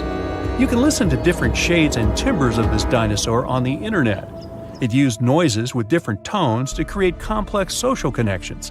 They could communicate, identify each other, trumpet danger, or conversely, signal their friendly intentions. Alright, we've just heard how some ancient reptiles sounded. But what about ancient insects? They didn't have vocal cords, of course. Instead, they used friction between body parts. Look at modern crickets chirping with their wings. One wing has tiny notches. The second has the shape of a mediator. Take a simple plastic comb and run your fingertip over its teeth. Crickets make their sounds by the same principle. Their wings vibrate and release a series of sound waves into the air. But the clicking of an ancient bush cricket was very different from modern insects since they were much noisier. The sounds of these clicks were like a whistle. With the help of high-frequency waves, they could also communicate secretly as if they were doing it through a closed radio channel. If you heard this, you would hardly be able to fall asleep to it. Now, modern crickets are not so loud, as they began to add more high frequencies to their sounds. Higher pitch waves don't spread as far, reducing the risk that a bat will hear the insects. Just imagine how the jungle of that time sounded. The loud chirping of crickets hurts the ears. Then you hear a brachiosaurus hissing. The clicks of pterodactyls shake the sky like thunderclaps. Then you hear the trumpet sounds of different tones somewhere in the jungle. These are Parasaurolophus communicating with each other. And then you get scared by a loud Tyrannosaurus siren. What a racket! You'd probably not find peace in such conditions. Fortunately, humans appeared millions of years later. And, by the way, scientists have managed to find out and understand what our distant ancestors sounded like. They carefully examined the insert function of the mouth, nose, and throat on the Neanderthal skeleton. Their voices were similar to ours, but the phonetic range of an adult Neanderthal was the same as if they were 2 to 3 years old. It was like mumbling without consonant sounds. The study of the skull couldn't recreate precisely the sound of Neanderthals, but in 2007, scientists extracted DNA samples from their bones. They found a variation of the gene that responds to human speech. Scientists believe that Neanderthals fought with Homo sapiens, you know, our family tree. As a result of this conflict, their kind became extinct. But the found gene points they could have had other connections with each other. Perhaps Neanderthals could understand their language and even pronounce some words. How heavy is the largest living snake? How can a snake eat a whale? Get ready, I'm about to answer these questions. Before the last ice age, giant mammals like mammoths ruled the world. The modern animal kingdom we're familiar with was shaped around 55 million years ago. I mean, there were still 1,000-pound bear dogs living from Asia to America. But modern whales, for instance, began to appear later. I'm saying modern whales because, surprise, surprise, whales weren't always fully aquatic. The ancestors of the ocean's biggest animals once walked on dry land. They had 4 legs and lived on the coast. Now, I want to introduce you to a snake that used to eat these whales, the Paleophis, a genus of a marine snake. Scientists say it's hard to understand how big the Paleophis was due to its fragmentary fossil record. They assumed that it could have reached up to 40 feet long. Its fossils were found in different parts of the world, from England to Morocco and Virginia, USA. The Paleophis is extinct now, and sea snakes today are only about 1/4 of the size this majestic creature used to be. So no need to worry about this underwater monster. But there once was an even bigger snake, the Titan boa. It was around 50 feet long and most likely weighed over a ton. It used to live in what is now known as northeastern Colombia, around 60 to 58 million years ago. Scientists say that it mostly fed on fish. Another giant animal that lived in the past was the black Gigantopithecus. These primates aren't related to gorillas. They lived in the area of modern China. Some people believe that they're still alive, but so far, no one has laid eyes on them. Some people even go further and say that the stories of Bigfoot or Yeti are based on these animals. This rodent became extinct about 2 million years ago. Its main habitat was South America, more specifically, Uruguay. What's astonishing about this species is that it was the largest rodent ever known. It was bigger than a bull. Scientists believe that it weighed up to 1,000 pounds. A distant relative of this rodent is still alive today. It's called the pacarana. It's a rare animal that lives in South America. It weighs up to 33 pounds and measures up to 31 inches, not including its cute and fluffy tail. The Arthropleura was an insect that lived in prehistoric times. Imagine a giant millipede measuring up to 8 feet in length. Here you go. It was one of the largest land animals of its era, about 315 million years ago. The Arthropleura's shell was covered with tough plates. These plates were there to protect the creature from damage. Most of the time, it burrowed into the ground to avoid becoming some other animal's dinner. Meet the Megalodon. Millions of years ago, this shark lived in the ocean and ate other marine creatures. It had wide teeth, and its jaws were so powerful that the animal could finish off its prey with the force of its bite. It was one of the largest sharks to ever exist. Yet, this predator also went extinct. Scientists don't really know the reason. This made me wonder why animals were so big in the past. Nowadays, smaller creatures flee or hide from predators. But apparently, it wasn't like this before. Many centuries ago, animals didn't just run or hide, they fought back. Research suggests that this behavior may have been the most important motivation for prey to grow bigger. A study compared the skulls of ancient animals to those of their modern peers. The skulls of predatory animals have become shorter and narrower, while the skulls of the animals they hunted have become longer and broader. This means that predators learned to become experts in hunting, while prey worked on developing their defense skills. You see, a larger body size was a great advantage because it made it harder for predators to take down the animals they hunted. The bottom line, self-defense made prehistoric animals larger. The second reason why ancient animals were larger is related to their bones. They had hollow bones, which are lighter than solid bones. This type of bone allowed large animals to move quickly. Let's take sauropods. They were a dinosaur subgroup. Sauropods had giraffe-like long necks and snake-like long tails. Compared to their body size, their head was really tiny.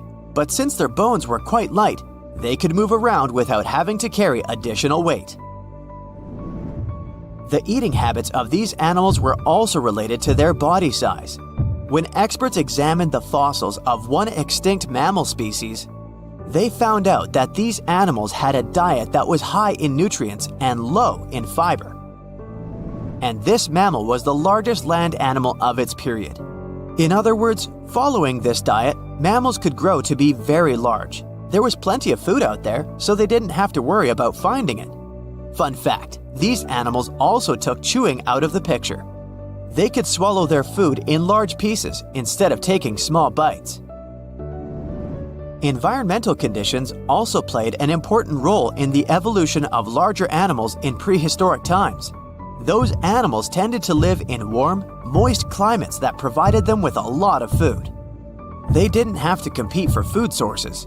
Researchers believe that because of these conditions, natural selection worked in a certain way. I mean, body size was more important than such traits as agility and speed. Oh, and did you know that large animals tend to produce more carbon dioxide? And ultimately, a bigger volume of carbon dioxide increases the amount of vegetation in the animal's habitat. As for the abundance of oxygen in the atmosphere at that time, it could be another vital element for some animals' growth. A good but scary example of an animal that benefited from the high levels of oxygen can be the cockroach of the Paleozoic era. At that time, cockroaches were the size of modern house cats. Now this one would give me the chills if I ever faced it. Ugh. What about today? Well, there are over 3,000 species of snakes on Earth. The smallest snake in the world is the Barbados thread snake. It's only around 4 inches long when fully grown, and the largest one? It's the reticulated python. This snake reaches around 20 feet in length. The longest python was discovered in 1912. It measured 32 feet long. As for the largest and heaviest reticulated python, it was named Medusa. Medusa was approximately 25 feet long and weighed 350 pounds. These reptiles lived in Southeast Asia in rainforests, woodlands, and grasslands. Don't be confused though, the reticulated python isn't the heaviest snake in the world. This title belongs to the green anaconda. It weighs approximately 500 pounds. Green anacondas are found in South America and Trinidad in damp, humid areas. I have a bonus for you. Here is a flying snake. You can find these snakes in Southeast Asia. They don't fly like birds, of course, but they do use the power of flight. They can go as high as 300 feet. They leap from tree branches into the air. Once they take off, it's all about aerodynamics. Their main technique is flaring their ribs and pulling in their abdomens. While airborne, they undulate from one side to another and slightly up and down. This motion helps snakes to turn and glide. Why bother with all this if they can just crawl in an old-school way? Scientists aren't sure, but they believe it might be related to escaping from predators. This way, they move from one tree to another without having to get down to the ground. Every now and then, people discover fossils of animals that lived millions of years ago. These ancient discoveries continue to capture our imagination. Which of these animals would you like to see alive? You are a marine biologist who is on a mission to explore organisms that live in the deeper and darker parts of the ocean. As you prepare to dive, your ship's object detection system starts beeping. Something within the water is approaching, and it's really fast, and it seems like it's a Megalodon! You try to take your oxygen tank and other diving equipment off to prepare for what's to come. But in the blink of an eye, the Megalodon attacks your ship, breaking it into two pieces like the Titanic. You fall into the cold waters of the ocean. You immediately try to swim back to the surface in a panic, but the Megalodon notices you. You know you're not fast enough to escape. As the Megalodon swims towards you, your survival instinct takes control. You curl your body to minimize its surface area and decrease your risk of injury. Then the Megalodon opens its 11-foot wide mouth. The force of the water pushes you against the back of its throat, which is wide enough to fit a small car. Fortunately, you are able to grab onto one of its 276 teeth as tightly as you can until its jaw slaps shut with a loud banging sound.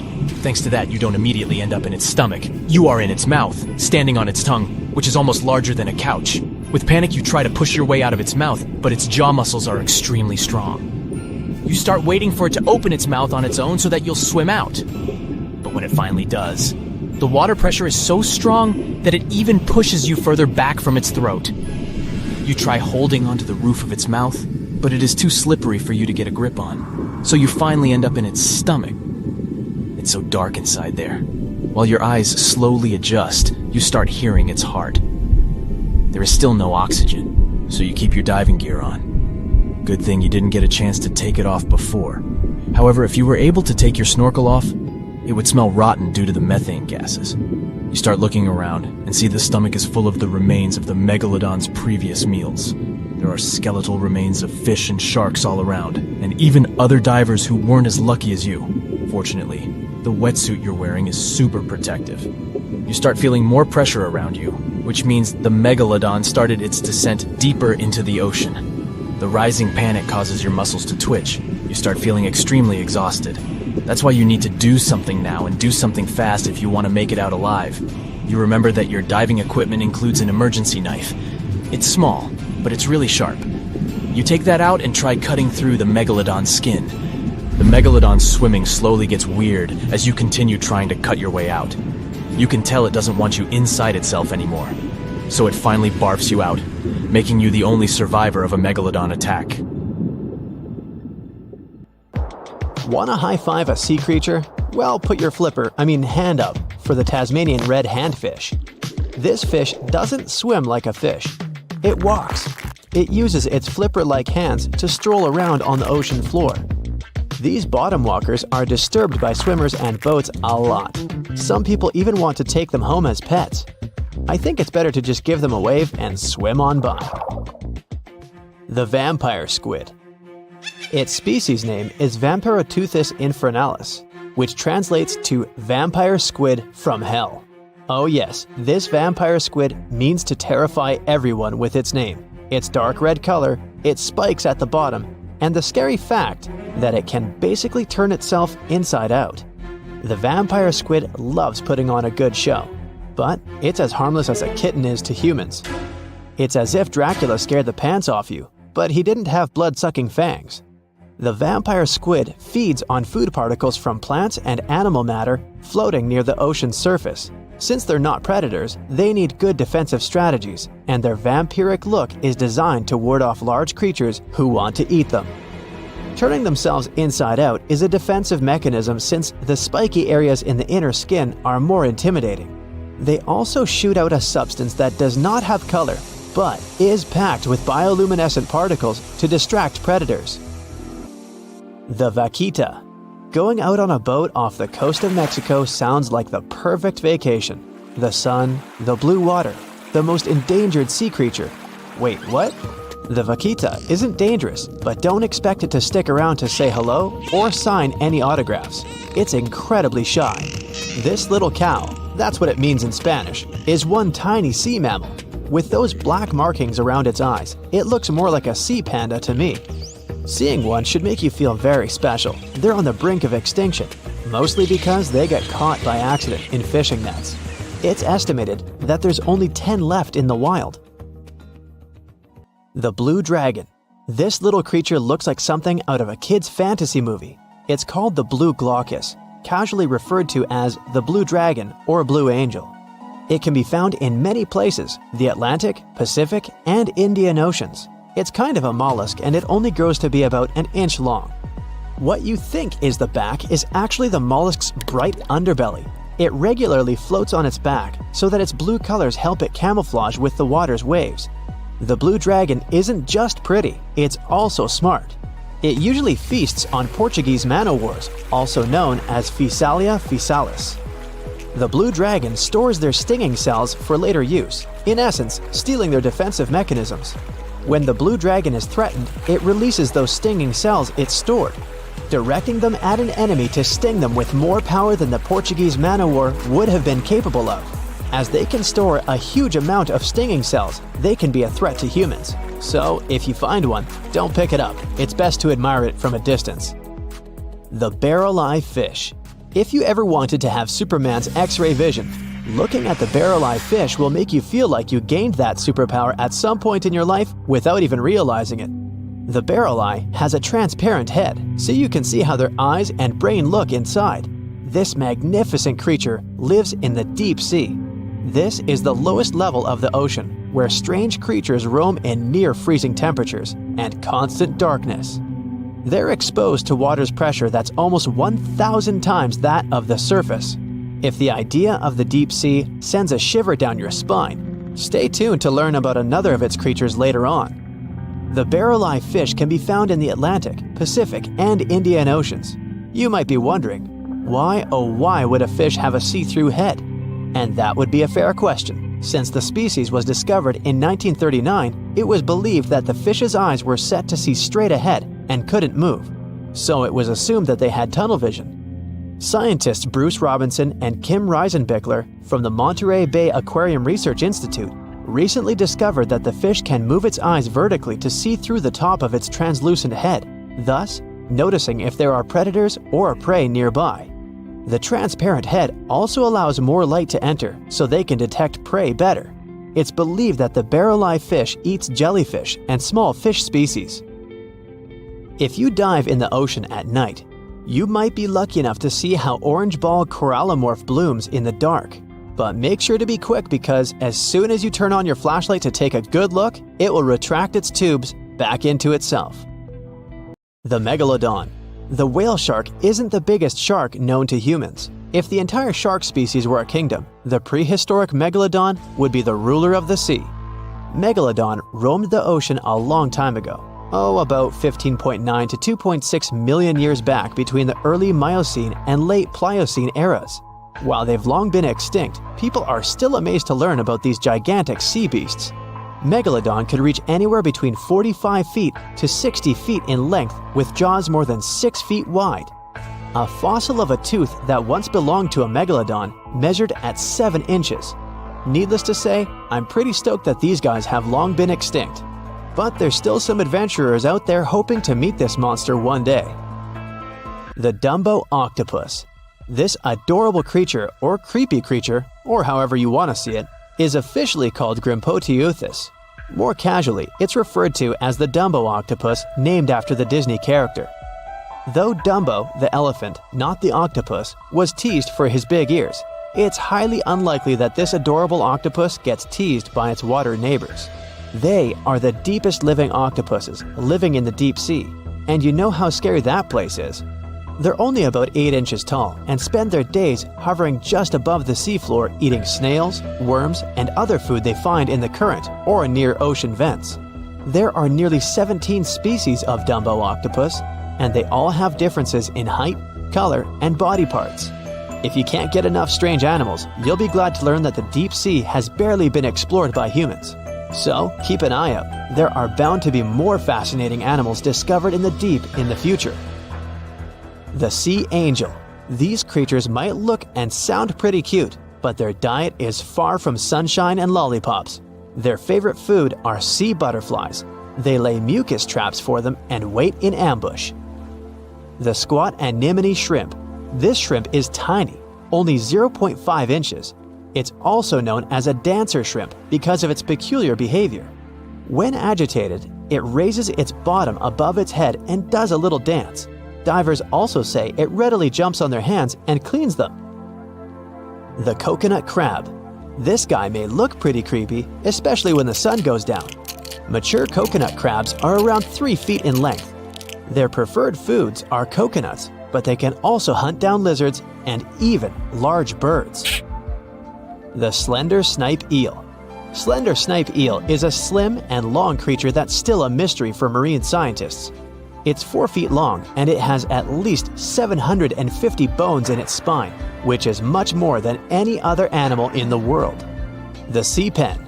Sea pen is 7 feet long and it has a lot of varieties, but most of them look indeed like a pen or a quill.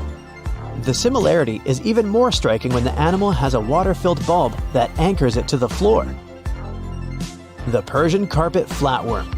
This creature looks indeed like a carpet, despite being very small by comparison. It's only 4 inches long, able to become both male and female. It doesn't really mate with other flatworms. Rather, it fights them for the right to bear posterity. The flamingo-tongued sea snails. Tourists love these extraordinary snails for their pretty colors. thinking it's a shell, but in fact, the shell is quite dull and hidden underneath colorful soft tissues.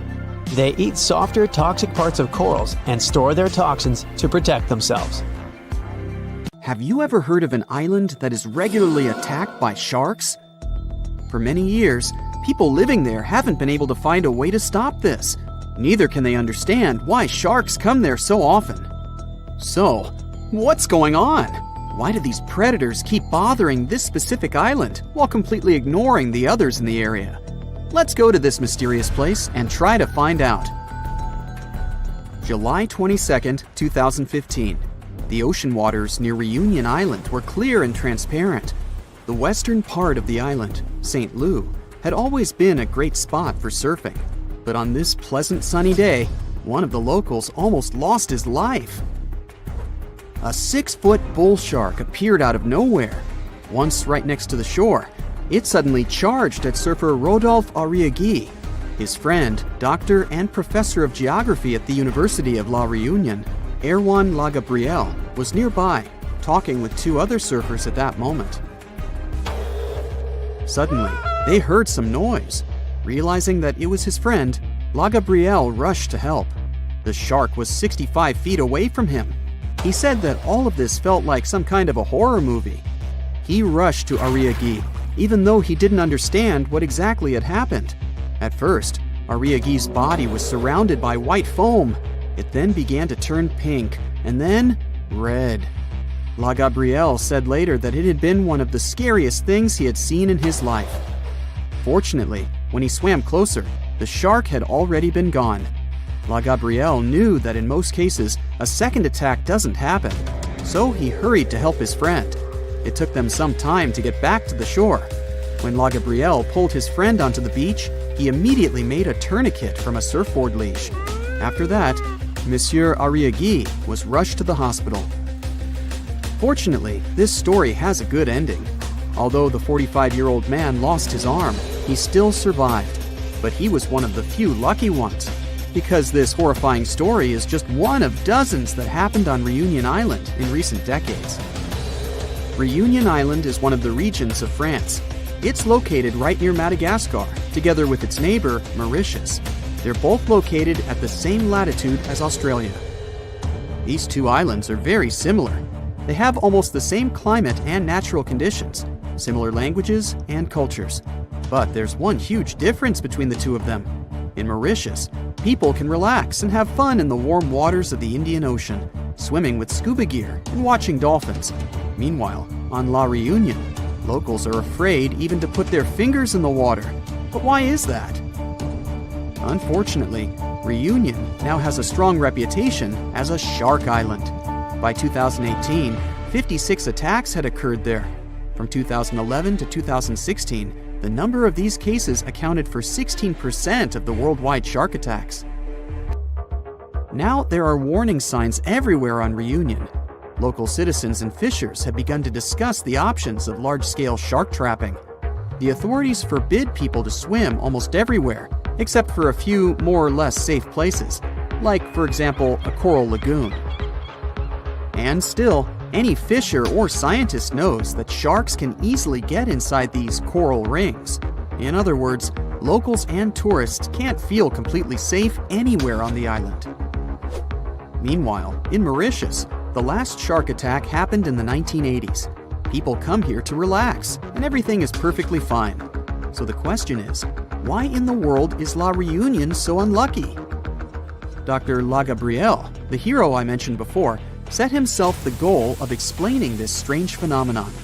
His study showed that over the past 30 years, the probability of a shark attack on Reunion had increased by 23 times. And in 9 out of 10 cases, it turns out to be a bull shark. If you haven't heard about it, this creature looks exactly like what you would imagine when you hear the word shark. It's one of the most popular species and the one that you often see in different movies and cartoons. These sharks live in tropical and subtropical waters in all oceans. Most often, they're found, yeah, you've probably already guessed, in the southern waters between Australia and South Africa. This place is even nicknamed a shark highway because these predators really like to chill around there. This is also one of the most aggressive shark species, and it's very dangerous for humans.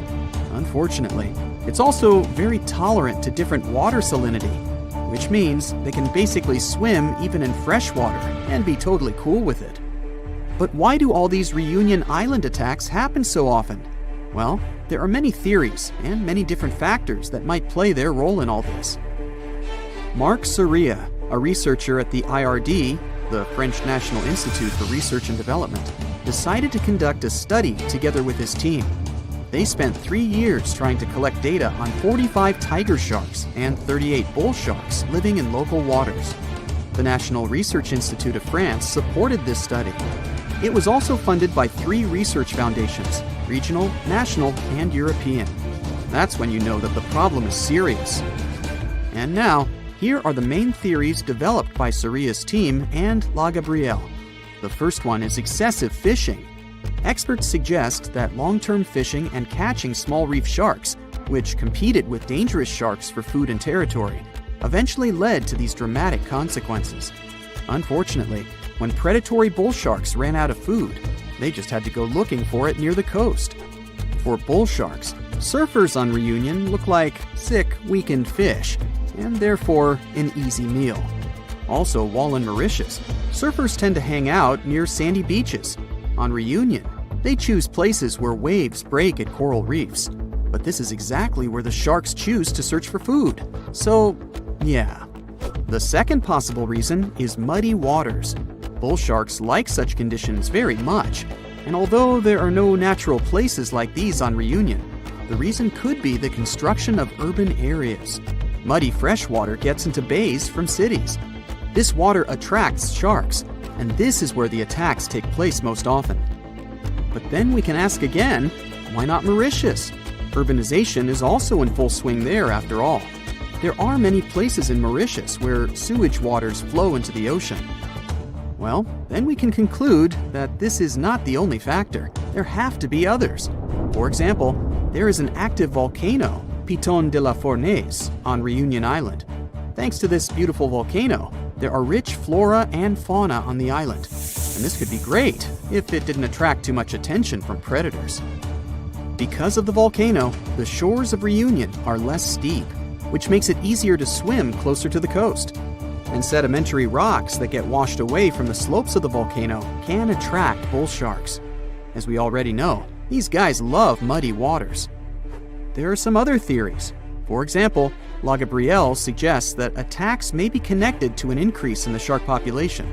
Or maybe that's because these creatures become more aggressive during mating periods. Some people assume that all of this could be Mauritius's fault because they banned catching and selling sharks for meat. But Soria and other experts strongly disagree with this. Not many people on both islands bought this meat to make any significant difference. Anyway, this whole situation caused a lot of tension on Reunion. A big part of the population now supports the idea of catching sharks on a large scale. They also built some underwater fences near the island, and the maintenance of these fences costs $1 million a year. It may seem pretty extreme, but drastic times require drastic measures. But despite all these terrible stories, in general, sharks aren't nearly as dangerous as we think. They almost never attack divers, unless a person provokes them. Experienced divers often compare sharks with stray dogs. These animals shouldn't be feared, but should be respected. Anyway, let's hope that La Reunion will be able to solve this problem, and people will be able to swim in its warm, beautiful waters again. If you could dive right into the mysterious darkness of the ocean depths, who knows what you'd come upon? Legends that are hundreds of years old mention some giant sea monsters hiding deep down below the ocean waves, like the Kraken, the Loch Ness Monster, the Hydra, Leviathan, and so many more.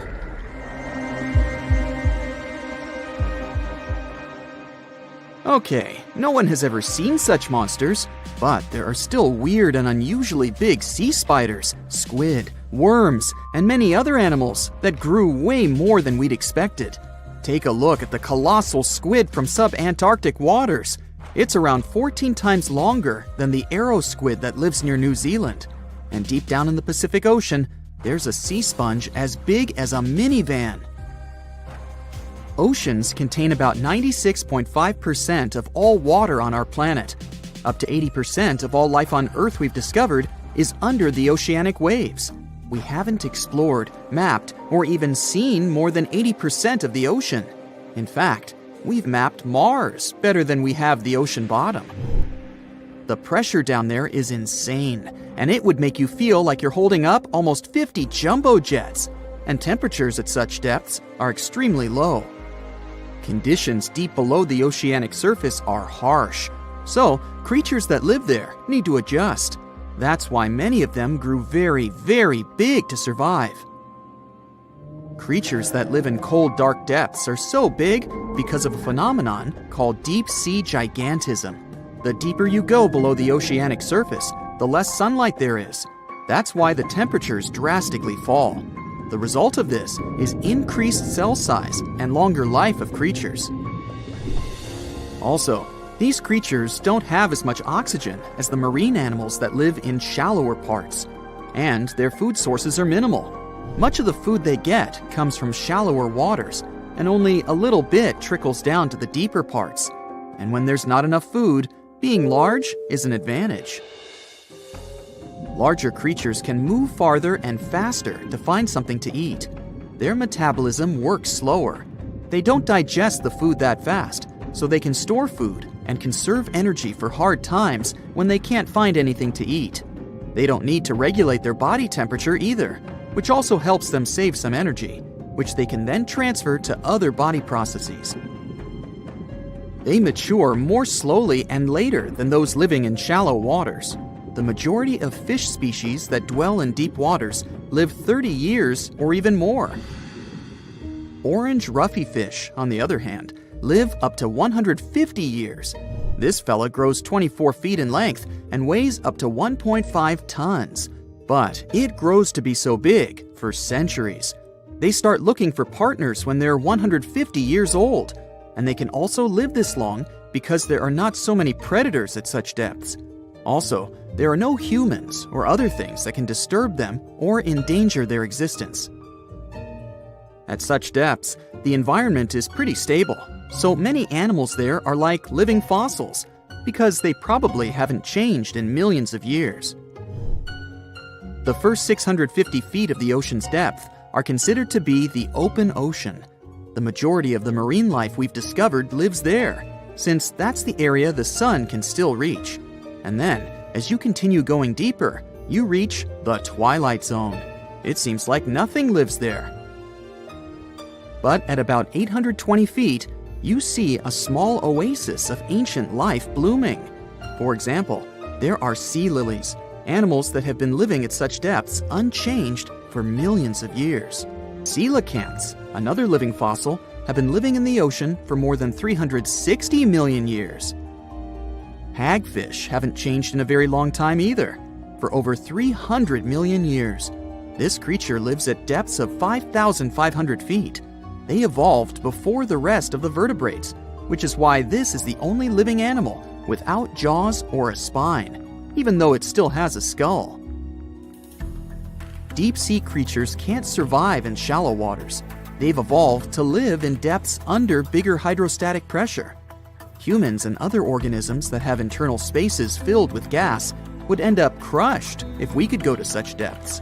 That's why deep-sea divers always need to wear special dive suits designed for surroundings with higher pressure, even though they're not going that deep to the areas where these giants live.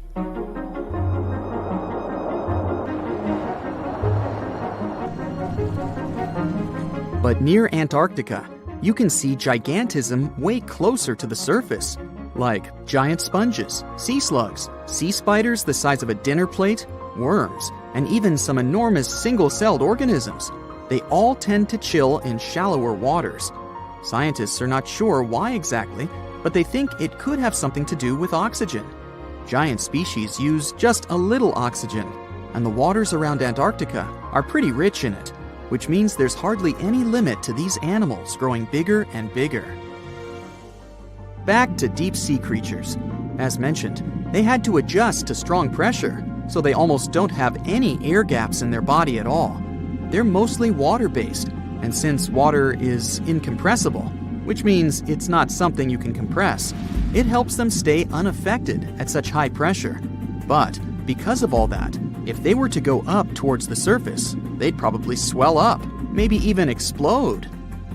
Just look at the blobfish, the one that takes the title of the ugliest animal in the world. It looks normal deep down below the surface, where its natural habitat is. But when it gets up to the surface, where the pressure is 120 times lower, it changes its shape. The blobfish doesn't have a skeleton or muscles, so without high deep-sea pressure, it ends up being all floppy and saggy. The dark oceanic depths are not just scary to watch, but to listen to as well. In 1997, scientists were trying to find underwater volcanoes located off the South American coast. During their travels, they recorded one of the loudest noises ever registered. It was pretty weird, too. It was so loud, even sensors from more than 3,000 miles away managed to pick it up. They later called it the bloop. It took them 15 years to conclude the sound came from an ice quake. That's when seismic activity breaks frozen ground. Water at the bottom of the ocean is not always extremely cold. There are hydrothermal vents on the seafloor, and the water that comes out of them can be up to 750 degrees Fahrenheit. Powerful pressure, yep, the same one that would crush you, is something that doesn't allow the water to boil. There are hundreds of animal species that live near deep-sea hydrothermal vents. Some of them, such as tube worms, are not like anything we have seen before. These worms absorb chemicals from vent fluids. That's how they feed bacteria that live in them. And in return, those bacteria give them the carbon the tube worms need to survive. 2/3 of all of the coral species scientists discovered live in dark, deep, and extremely cold parts of the ocean. Some even live in parts that are 3 miles deep. They can survive at low temperatures, such as 28 degrees Fahrenheit. Some of these cold water corals are more than 8,000 years old. They form amazing structures that can rise up to 115 feet tall. The deep is not just a mysterious world of unusual creatures. The landscape under the oceanic surface is magnificent too. The canyons hiding there make even the Grand Canyon seem small. For instance, check out the one located in the Bering Sea, the Jemchug Canyon. Its vertical relief is more than 8,500 feet deep. That's huge. The largest ocean waves are not the ones you can see from the shoreline. They occur under the surface, and they're called internal waves. They take place between two water masses that have different densities. They travel at speeds of thousands of miles per hour and can be 650 feet tall. There are plenty of fish in the sea. Some of them look totally like Nemo or Dory. Then there's the butterfly fish and fancy guppy, which is indeed really fancy. And then there's... what on earth is that? I would definitely not pay for a diving experience to see this guy. The anglerfish has the unofficial title of the ugliest animal in the world, but I wouldn't dare to break that news to it. There are more than 200 species of anglerfish currently swimming somewhere in the gloomy depths of the Atlantic and Antarctic Oceans, up to a mile below the surface. Some of them prefer different living conditions, the shallow tropical environments. Different kinds of anglerfish vary in shape and size, from the famous black sea devil to frogfish, monkfish, footballfish, goosefish, batfish, and sea toad. The larger ones can be half as long as a full-sized bed, but most are less than a foot long. Since the choice of meals where these guys live isn't that huge, they had to come up with a unique hunting strategy. They don't waste their priceless life energy on following prospective prey. Instead, they use a piece of dorsal spine that sticks above their mouths like a fishing pole, hence the name of the fish. There's a sac of bioluminescent bacteria that glows brightly in the dark at the end of that rod. The light lures prey, and all the anglerfish has to do is wait, and then enjoy its lunch delivered right to its mouth. Their bodies are pliable and huge, so they can easily swallow prey twice their size. Deep-sea anglerfish eat whatever they can find. Species that live in more shallow water aren't picky either, and can eat anything from shrimp to snails and small fish. Only female anglerfish have the cool fishing rod feature though. So what about their males? Finding a soulmate deep under the sea isn't that easy. I mean, literally, there's no light down there. Plus, there are frigid temperatures and low oxygen levels. Anglerfish can't afford to go on many dates in those conditions, so they mate for life. And before you go aw about it, I have to tell you, they do it in quite a special way. Male anglerfish are much smaller than their ladies. The contrast is so striking that when researchers first got interested in their love life, they thought those males were actually the offspring, or larvae, hanging out next to their moms. Certain anglerfish male species have receptors that alert them that there's a female nearby. After they mate, the male bites into his woman and stays attached to her head, belly, near her tail, and other areas he can access. While they morph together forever, the female fish gets the male's cells, DNA, and reproductive organs, but loses her immune response cells. The male gets free permanent housing and nutrition. Given the current real estate prices, it sounds like a dream. But that accommodation is shared by up to 8 males, and they can't move out if they ever feel like it. You're unlikely to meet this deep-sea fish in real life, but if you meet an anglerfish in your favorite video game, remember that you can easily outswim it and make it kinder to you with tranquilizing arrows. Once you befriend it, the anglerfish can be your scout and help you discover new areas with its bioluminescent pods. Back in the real world, down in the twilight zone of the ocean, about 650 to 3,300 feet down, the anglerfish isn't the only creature you're lucky you'll probably never meet. Many of the locals look like they come straight out of science fiction or horror movies, but that's because they had to adapt to this dark, deep world. I did my best to get you prepared for the creatures you're going to meet, starting with the common fangtooth. They spend most of their lives deep down, but at night, they move toward the surface to snack. These guys are more active than most other deep-sea dwellers. They don't wait for food to come their way, but actually follow it, and then get it with their long, hungry teeth. They don't have a built-in light bulb like the anglerfish, so they've developed a great sense of smell and use as much sunlight as they can get there in the depth to get around. Sometimes, even the shadow of a passing by prospective prey is enough for them to switch to action mode. And though they don't look too charming, they're completely harmless to humans if you ever run into one of these guys. Stoplight Loosejaw sounds like a great name for an alternative band, but it's actually another deep-sea resident with sneaky hunting habits. It has special light-producing photophores under each eye. They emit green and red light like a stoplight, hence the name of the fish. Unlike other fish, these guys hardly ever leave the twilight and midnight zones. Their lower jaw is a quarter of the total body length, and the stoplight keeps it open all the time, hoping to get some lunch.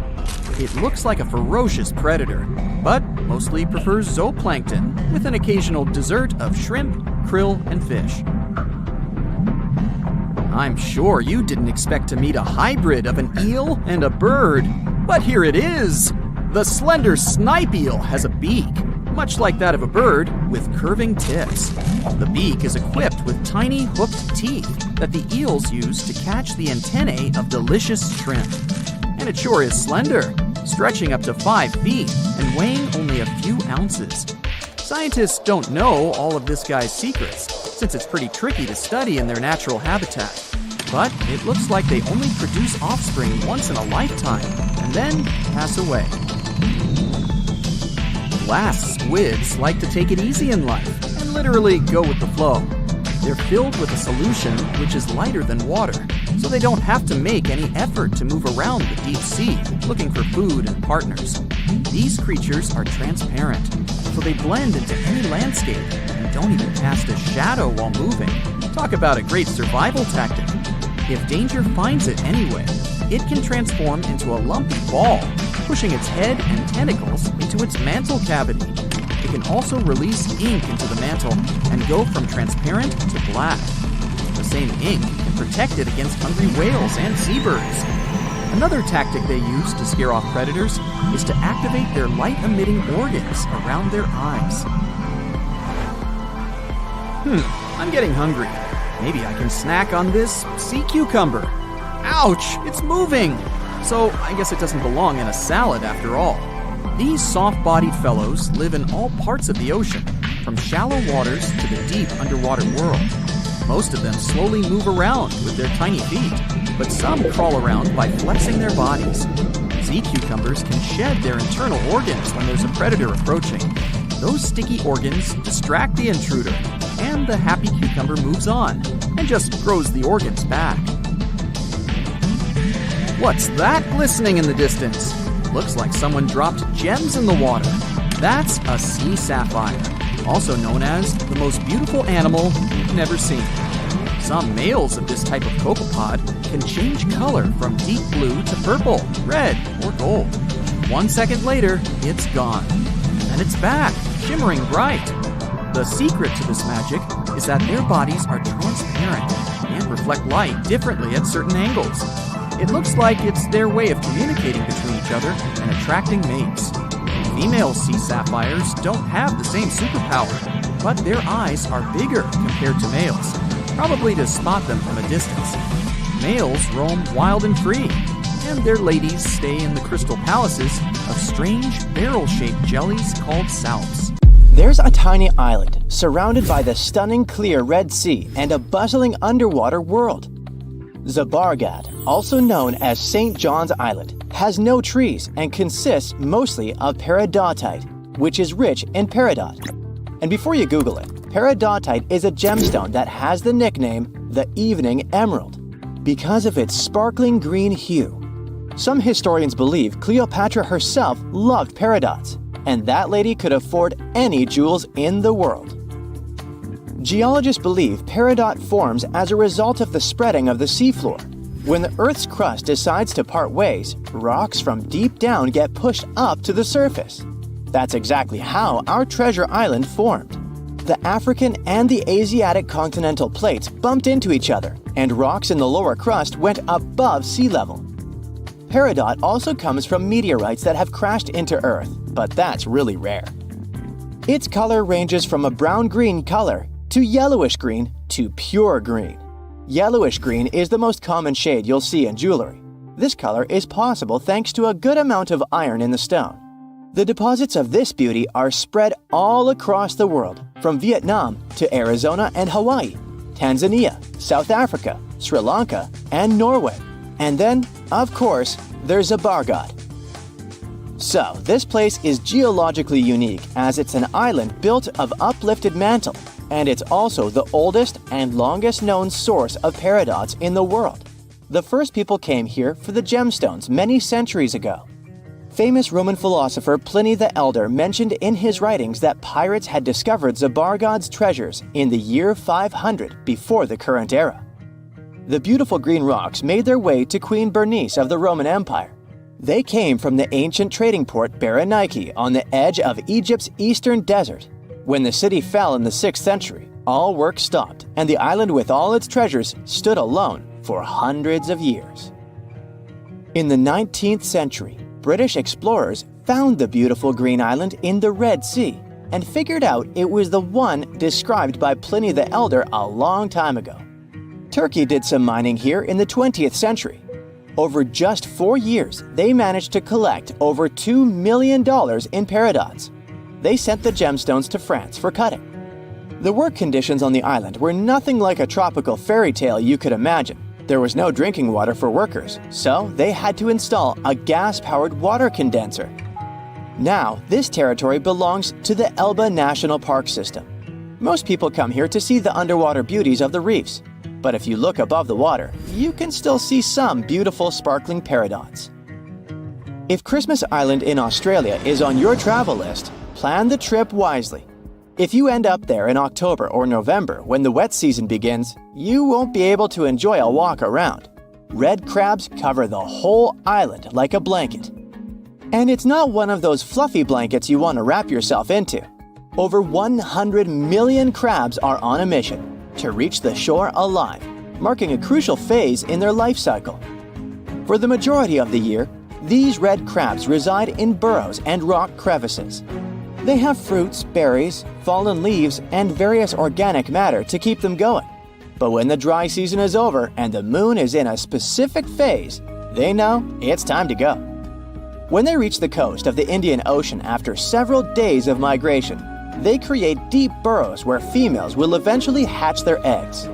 Once the burrows are ready, the male crabs return to the rainforests and the females stay at the beach for at least 12 days to keep the family going. The new parents are so smart, they follow the moon to pick the perfect moment with a milder tide to carry their eggs to the water. Once they hatch, the crabs bring their new family members back inland. There, they wait for the rainy season again to keep the circle of life going. To safeguard this magic, authorities close road in areas where crab migration takes place. Japan has a brand new addition to its archipelago. The world's newest landmass literally popped up in November 2023. This unnamed island is just over 300 feet in diameter. It's made of pumice and tuff left by an undersea volcano that kicked off its eruptions in October. The volcanic hustle has quieted down since then, and the waves are eroding chunks of the newly found land. Without lava flows to create a sturdy protective crust over the soft volcanic debris, the future of this freshly formed island is unstable. Similar islands had popped up before but were short-lived and vanished once volcanic activity ceased. An island born in 2021 the same way is still visible today though, so the newborn island might have some life prospects. If not, we're likely to see more territories like this. Japan is super rich in active volcanoes on land, with over 100 in its collection. If you make friends with the Uros people living in the Lake Titicaca area and ask them for their address to send a postcard, they will have a hard time answering. Their ancestors from more than 500 years ago came up with a brilliant invention to protect themselves from the Incas. They built islands from totora roots and reeds that could be moved away from danger deep into the lake. Totora plants help the local community a lot since it's water resistant and is used for all sorts of things, from building boats to roofs and mattresses. The islets are even edible, and the flowers of the plant they're made of are used for tea. So there are around 120 islets still preserved, and over 1,000 people can live on them. From 2 to 6 families share one islet home. Since there's no need to run away from the Incas anymore, they need to make sure the islets stay in one place. Every 15 to 20 days, the reeds forming the islets decay and need to be replaced. To prevent constant drifting, locals use eucalyptus rods as anchors, firmly securing the islets. Despite their small size, these islets have 2 spoken languages. The residents craft their fabric and create stunning outfits. Solar panels provide sufficient power for them to have light and even TVs. The main islet has a radio station, and the locals have embraced tourism. You can make a reservation online and experience the floating life yourself. Some islands pop out of nowhere, and others disappear without a trace. One of the most famous so-called phantom islands is High Brazil off the coast of Ireland. Before you ask, no, it doesn't have anything to do with Brazil. High is a variation of I, which means island, and Brazil comes from the root bres, meaning mighty, great, beautiful in Irish, and it gave the name to one of the local deities. This tiny mist-covered island was first mapped in 1325, but later attempts to pinpoint its exact location didn't come to one result. So, legend has it that the island appears only once in 7 years, and even those who claim to have seen it say they had just sailed right through it without bumping into any land. Captain John Nisbet shared the story of how he had not only spotted High Brazil, but got stranded on it with his crew. According to him, the island boasted a castle and was mostly uninhabited. There was even an encounter with an ancient grave gentleman who shared the island's ancient history over a lavish feast. In the late 15th century, a series of expeditions set sail from Bristol to find the famous island. All attempts failed, and High Brazil disappeared from the maps in 1865. We might never find out if it was there in the first place, but it's a beautiful story anyway. Do you know how harsh the water around undersea volcanoes is? It is so acidic that some samples even showed it to be at a level between stomach acid and battery acid. This water also contains so many chemicals that are toxic to normal marine creatures and plants. And yet, some species have found a way to live near or inside hydrothermal vents, like this special type of shrimp. This mysterious creature from the dark depths of the ocean has adapted to grazing bacterial filaments using its small claws, which are similar to garden shears. Hydrothermal vents stemming from the volcano coat the rocky surface, which means that all those creatures living down there get something to eat. In fact, undersea volcanoes provide three very important life-sustaining elements in those areas: minerals, hot water, and bacteria. Whenever there's an open fissure in the ocean floor, water seeps into it. Bacteria living in the crust of our planet then move in and remain in the hot water. The temperature of the water there can go up to 750 degrees. When the fissure erupts and expels the heated water, these bacteria get expelled along with it. There's something else that comes along for the ride: many nutritious minerals that resided in the rock that has been dissolved by the superhot water. The warmth coming from the vent and the minerals sustain the bacteria and give them the perfect chance to multiply. In many cases, the first sign of life around an underwater volcano is a thick coating of bacteria. The bacteria develop stable colonies, which is why other deep-sea creatures that inhabit these dark areas use them as food, like these shrimp. They're trying to eat that fast-growing bacteria and at the same time do their best to avoid the hazards of all the volcanic eruptions. The waters surrounding undersea volcanoes are usually too acidic and hot for humans to dive to, even when there is no lava, ash, or steam spewing from the craters.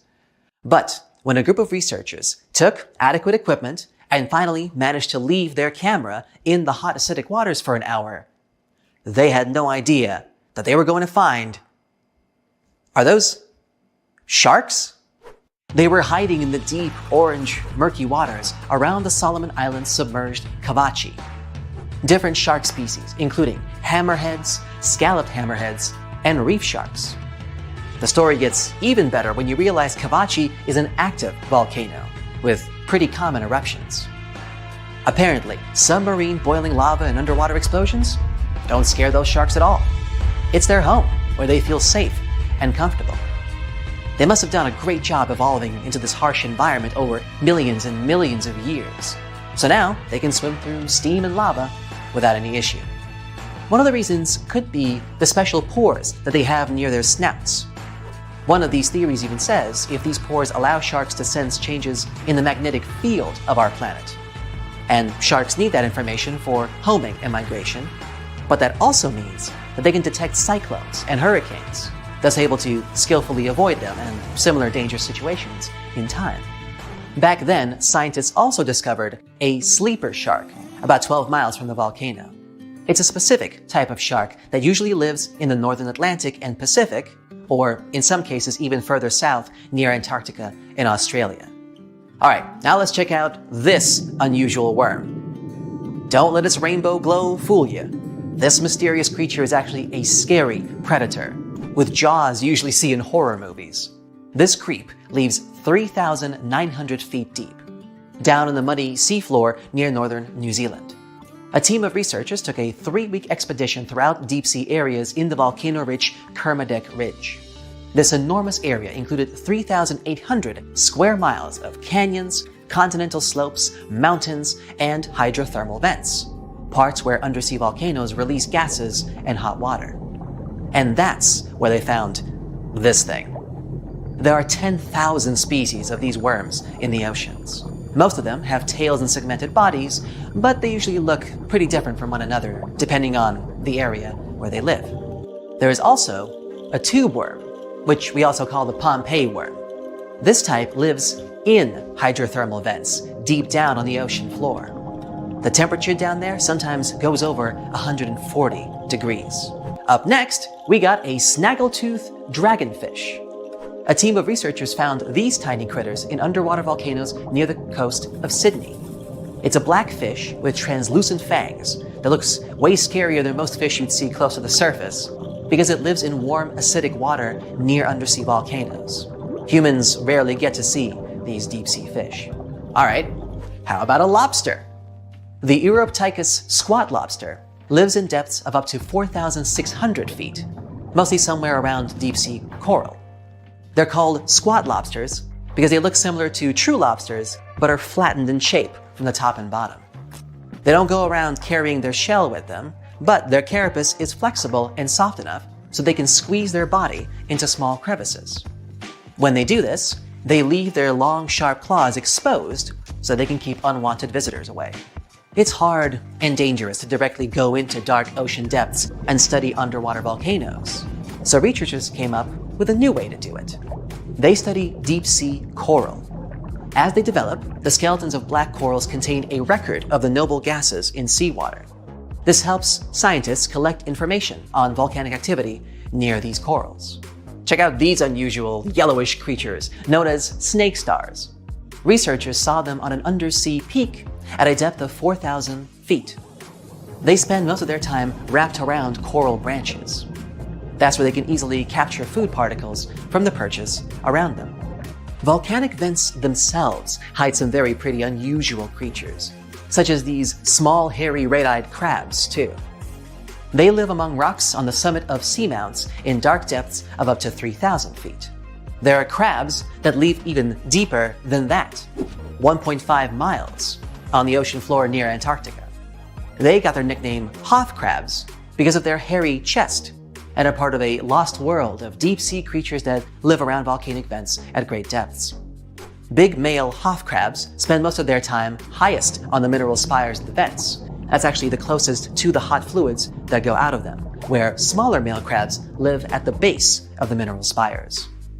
After they get together, females crawl away, looking for the warm fluids that seep from the sea floor. They are rich in minerals, but they can be toxic to their young, so they need to get far away. This way, female crabs move to a safe place and hide from the potential predators, like seven-armed sea stars and big sea anemones. Wow, the cavalcade just never ends, huh? Now these next creatures, the Galapagos snakes, don't live in undersea volcanoes, but it's still fascinating how they've managed to adjust to living on the summits of volcanoes. The Galapagos Islands have 21 volcanoes, and 13 of them are active. It's a unique area with many animal species that you won't find anywhere else on the planet. A wide variety of iguanas, tortoises, lizards, geckos, seals, birds, and sea lions, and snakes that decided to inhabit volcanoes. Also, Alaskan fur seals have been popping up in some unusual locations, like the top of a small island that forms the tip of an active undersea volcano, perhaps? Vents there spew steam, mud, and sulfurous gases. Their surface is covered with huge rocks that exploded out of the vent a couple years ago. This place doesn't look that hospitable, but northern fur seals obviously wouldn't agree. Maybe because there's so much food around this island, like squid and northern smooth tongue, a deep water fish. Because of the ease with which they can gather food, it's much easier for them to take care of their young. And check out this giant woolly rat. It lives in the rainforest that surround the extinct volcano called Mount Basavi. Its crater is 2.5 miles wide. There are high walls around the volcano, and at first glance it seems like nothing interesting has been going on here, except for some unusual creatures, like this large fluffy animal that kind of looks more like a beaver than a regular rat. It's 32 inches long from nose to tail and weighs 3.5 pounds, and is one of the largest rats in the world. They have a silver-gray coat, and researchers think that they build their nests underground. These rats eat roots and leaves. This extinct volcano is in New Guinea, which is known for its over 70 species of mice and rats. So these woolly rats have obviously adjusted through generations and evolved to live in these unpleasant conditions. The deeper you go, the creepier they get. You're about to travel to the darkest ocean depths and check whether this claim is true. Are the creatures living there as scary as people think? You go 120 feet down underwater. Pay close attention to the bottom under your flippers. Oh my, what's that terrifying face half hidden in the sand? That's the northern stargazer. You can meet this fish in the eastern United States. It buries itself in the sand until unsuspecting prey gets near. Then, the nightmarish creature electrically shocks the poor animal and dines on it. You are moving deeper to 240 feet under the surface. That's where you spot a colorful, puffy creature, no more than 1 foot long. It's the sarcastic fringehead. At first, the fish seems to be harmless. Only unless it's provoked. When this animal is agitated, it opens its huge mouth to fend off predators. This defense tactic is a sight to behold, both surprising and frightening. Luckily, the fish is no threat to people whatsoever. The creature you see next can comfortably live in shallow waters, but you meet it at a depth of 900 feet. You don't even need to wonder why the animal's called the Game of Thrones brittle star. Unlike starfish that slowly crawl across the seabed, this creature moves fast. It wriggles its long, flexible arms to get from point A to point B. Its body is protected by a hard calcium carbonate shell. Also called snake stars, these creatures are tiny and easily fit in nooks, cracks, and small crevices in rocks. At a much greater depth of 2,000 feet, you come across the giant squid. For a long time, it was thought to be a creature from legends rather than a real animal. The giant squid was first caught on camera in 2001, and it's exactly as big as its name implies. The creature's eyeballs are the size of soccer balls, and the squid itself can weigh up to 600 pounds.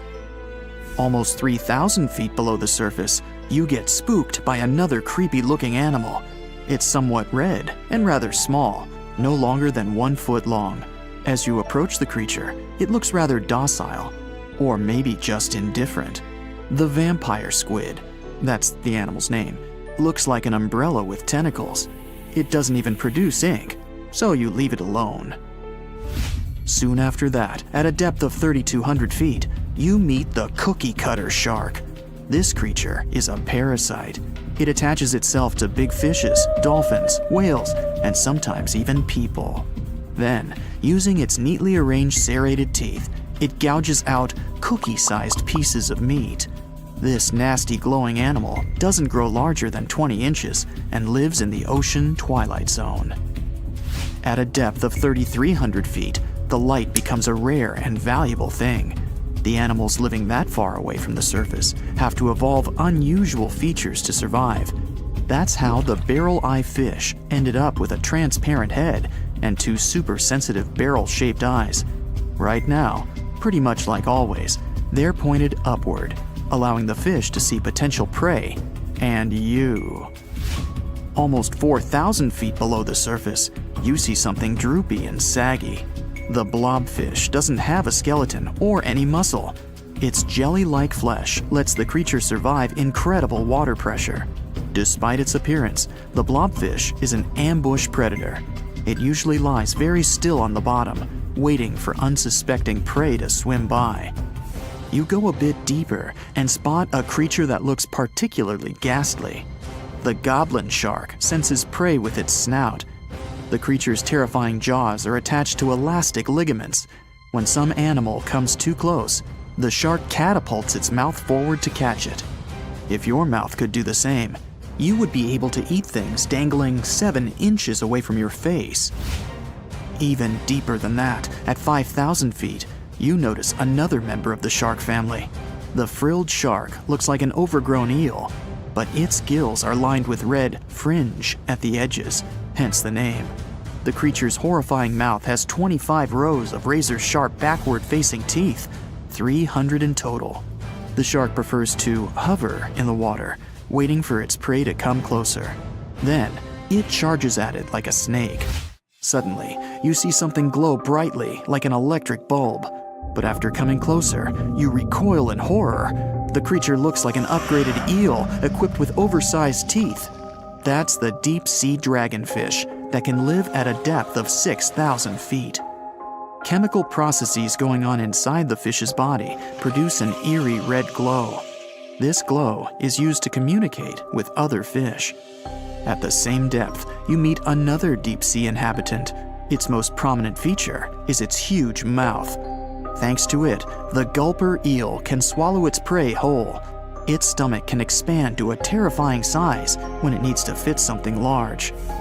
At a depth of 6,600 feet, you come across an angry-looking creature with a fishing rod over its head. It's the deep-sea anglerfish. The animal has an unusual dorsal spine, even though it's worn only by females. It protrudes above their mouth and has a lure on its tip, some luminous flesh that baits prey. The anglerfish has such a big mouth and its body is so pliable that it can swallow animals twice its own size. You're 7,000 feet down when you see another fish that's glowing in the dark. The black dragonfish is a sly creature. It has its light-producing organs arranged along its belly. The spooky creature also has gleaming flashlights next to its eyes. They help the animal find prey and attract potential mates. At the same depth, you also spot an enormous pillbug. But unlike the critter you can find in your garden, this one is at least 20 inches long. That's the giant isopod, and it is, indeed, related to the roly-poly, as well as crabs and shrimps. These creatures may look somewhat scary, but they're harmless. They feast on other deep-sea animals only after those have passed away. At a depth of 13,000 feet, you notice the ocean floor has become a bit fluffy. That's because it's covered with zombie worms. These creatures rarely grow to be more than 2 inches long, and still, they can break down fairly large animals, so strong the acid they produce is. The worms' feathery appearance makes them look like plants, but the truth is, these creatures munch on rock-hard bones of the world's largest animals, such as whales. The grid-eye fish almost scares you out of your mind soon after that. This creature has a pair of large greenish oval plates on the top of its head and no eyes whatsoever. Experts believe that these bony membranes detect light coming from predators, saving the fish's life. You're now 3 miles down below the surface, and that's where you spot something bizarre on the bottom. It's definitely a fish, but it's standing on the ocean floor on 3 long, rigid legs. Ah, it's the tripod fish. Curious rather than scary. This creature has adapted to the almost complete darkness by giving up on its vision. It has to rely on vibration and touch to sense prey. And then, the fish uses its fins as hands to transport food directly into its mouth. You don't have time to go any deeper before you spot the faceless fish. This slightly off-putting creature has no eyes, and its mouth, smiling a Mona Lisa smile, is underneath its body. For the first time, the faceless cusk, which is the creature's official name, was seen more than a century ago. The next time it happened was only in 2017. Once you've reached a depth of 6 miles below the surface, you see deep-sea cucumbers. These bizarre creatures are much bigger than their shallow water relatives. They spend most of their time on the sea floor. But if they need to escape predators, they are able to swim away. Deep-sea cucumbers have bright purplish coloring, tiny feet, and tentacles that surround their mouths. Cute. The question is, why do these deep-sea creatures look so scary? Life is very different there, at the bottom. Tremendous water pressure, a lack of food, and constant darkness. You have to adapt to survive in such extreme conditions. You're going to Ilha de Queimada Grande, one of the most dangerous islands in the world. There, you find yourself among rainforests, huge rocks, and grasslands. The place is home to birds, locusts, and giant cockroaches. But there's one more animal, and because of it, the island got its notorious reputation. Snakes live there, and a lot of them. So many that the place is also known as Snake Island. Will you survive there? Located just 20 miles away from the coast of Brazil, the island has an area of 43 hectares, or over 100 acres. It probably got cut off from the mainland after the last ice age. The snakes were also separated from most other animal species. They didn't have competitors and had an unlimited source of food. In such a small area, there are up to 4,000 snakes. That's one snake for every 10 square feet. It would be a difficult feat not to come across a snake on this island. Not only is this snake, the golden lancehead, one of the most numerous on the island, but it's also a highly venomous pit viper species. And it's also one of the most venomous in all of Latin America. Its venom is so potent due to the isolation of the species, with only birds sharing the land with them. To catch these birds, the snake's venom needed to become extra strong. And indeed, since they got separated from their distant relatives, their venom has become up to 5 times more powerful. Most of the time, these snakes hide in the trees or amongst leaves on the ground. If you find yourself stranded here, you'll want to keep yourself a safe distance away. Snakes mainly use their sense of smell and rely on vibrations. If you get too close to one, either stand still or slowly walk away. If you make too many vibrations, this will make them feel threatened, causing them to strike. If you spot them a safe distance away, or if you're walking toward tall grass, stamp your feet a couple of times. This will notify snakes of your presence. They won't risk taking down prey larger than they are and will likely slither away. Carrying a stick is always a good idea, just in case you happen to come across a snake accidentally. This way, you'll have an extension of your arm that cannot be bitten. This simple thing might save your life. A stick with a V shape on the end will give you even more advantage. Even if a snake starts acting aggressively, holding it down will stop it in its tracks. But whatever happens, don't try to pick it up. Okay, but what if you get bitten? The chances are pretty high on this island, of course. First of all, don't try to get the venom out on your own. Make sure you call emergency services immediately. And once help is on the way, apply a wide bandage. A piece of clothing will do if you don't have anything else. Don't try to chase the snake trying to identify the species. Emergency services know how to figure out what venom it is. Now, just keep calm and wait for help. You might be wondering who you can call on this abandoned island. Well, since it's strictly prohibited to visit this place, there are signs advising to stay away all over the island, along with a number you can call if you run into trouble. Let's say you've successfully avoided getting bitten. The next thing to consider is what you can eat there. Snake Island was previously known as Ilha de Queimada Grande, where queimada is Portuguese for forest being lit up, or forest fire. The reason for that was the fact that the entire island was deliberately set on fire to make room for a banana plantation. Unfortunately, the banana business didn't turn out to be a success, probably because farmers got sick and tired of snakes. But some banana trees still thrive today, and they can provide you with some much-needed nutrients. You'll also want some protein in your diet throughout your stay. Luckily, along with the snakes trapped on the island, there are also cockroaches. These giant prehistoric-looking roaches come out at night to feed on plants. Get that barbecue started and enjoy the rare delicacy this island provides. A great way to survive on the island is to avoid it altogether. If by chance you happen to be sailing past, keep in mind that this place was once connected to the mainland. Rocks beneath the waves are very likely to damage the bottom of your boat if you get too close. Make sure you keep an appropriate distance when traveling past. Sure, this island is intriguing, but please remember that no matter how close you get to it, you won't be able to see snakes from the boat. You can only see these creatures if you get close enough, which you really shouldn't do. And it's not only reptiles that make this location dangerous. Pirates visit the island quite often. Not the sea shanty singing peg-legged arr pirates, but bio-pirates who come there to capture the very thing that makes it so dangerous. They come there for snakes, to catch them and sell them illegally. Since the island got cut off around 11,000 years ago, the golden lancehead has evolved within its own unique habitat. So, although there are many reptiles on this island, they're still an endangered species. Due to their limited numbers, their value is very high, reaching up to $30,000 on illegal markets, which gives biopirates the motivation to catch them. I can think of better ways to make a living. Anyway, let's say you've got all the resources necessary to survive in one of the most dangerous places on Earth. Do you think you would manage this feat? Perhaps you think it's impossible. You'd be surprised at how possible it can be, if you know what you're doing. It turns out many have visited this scary place before. Research teams often come there.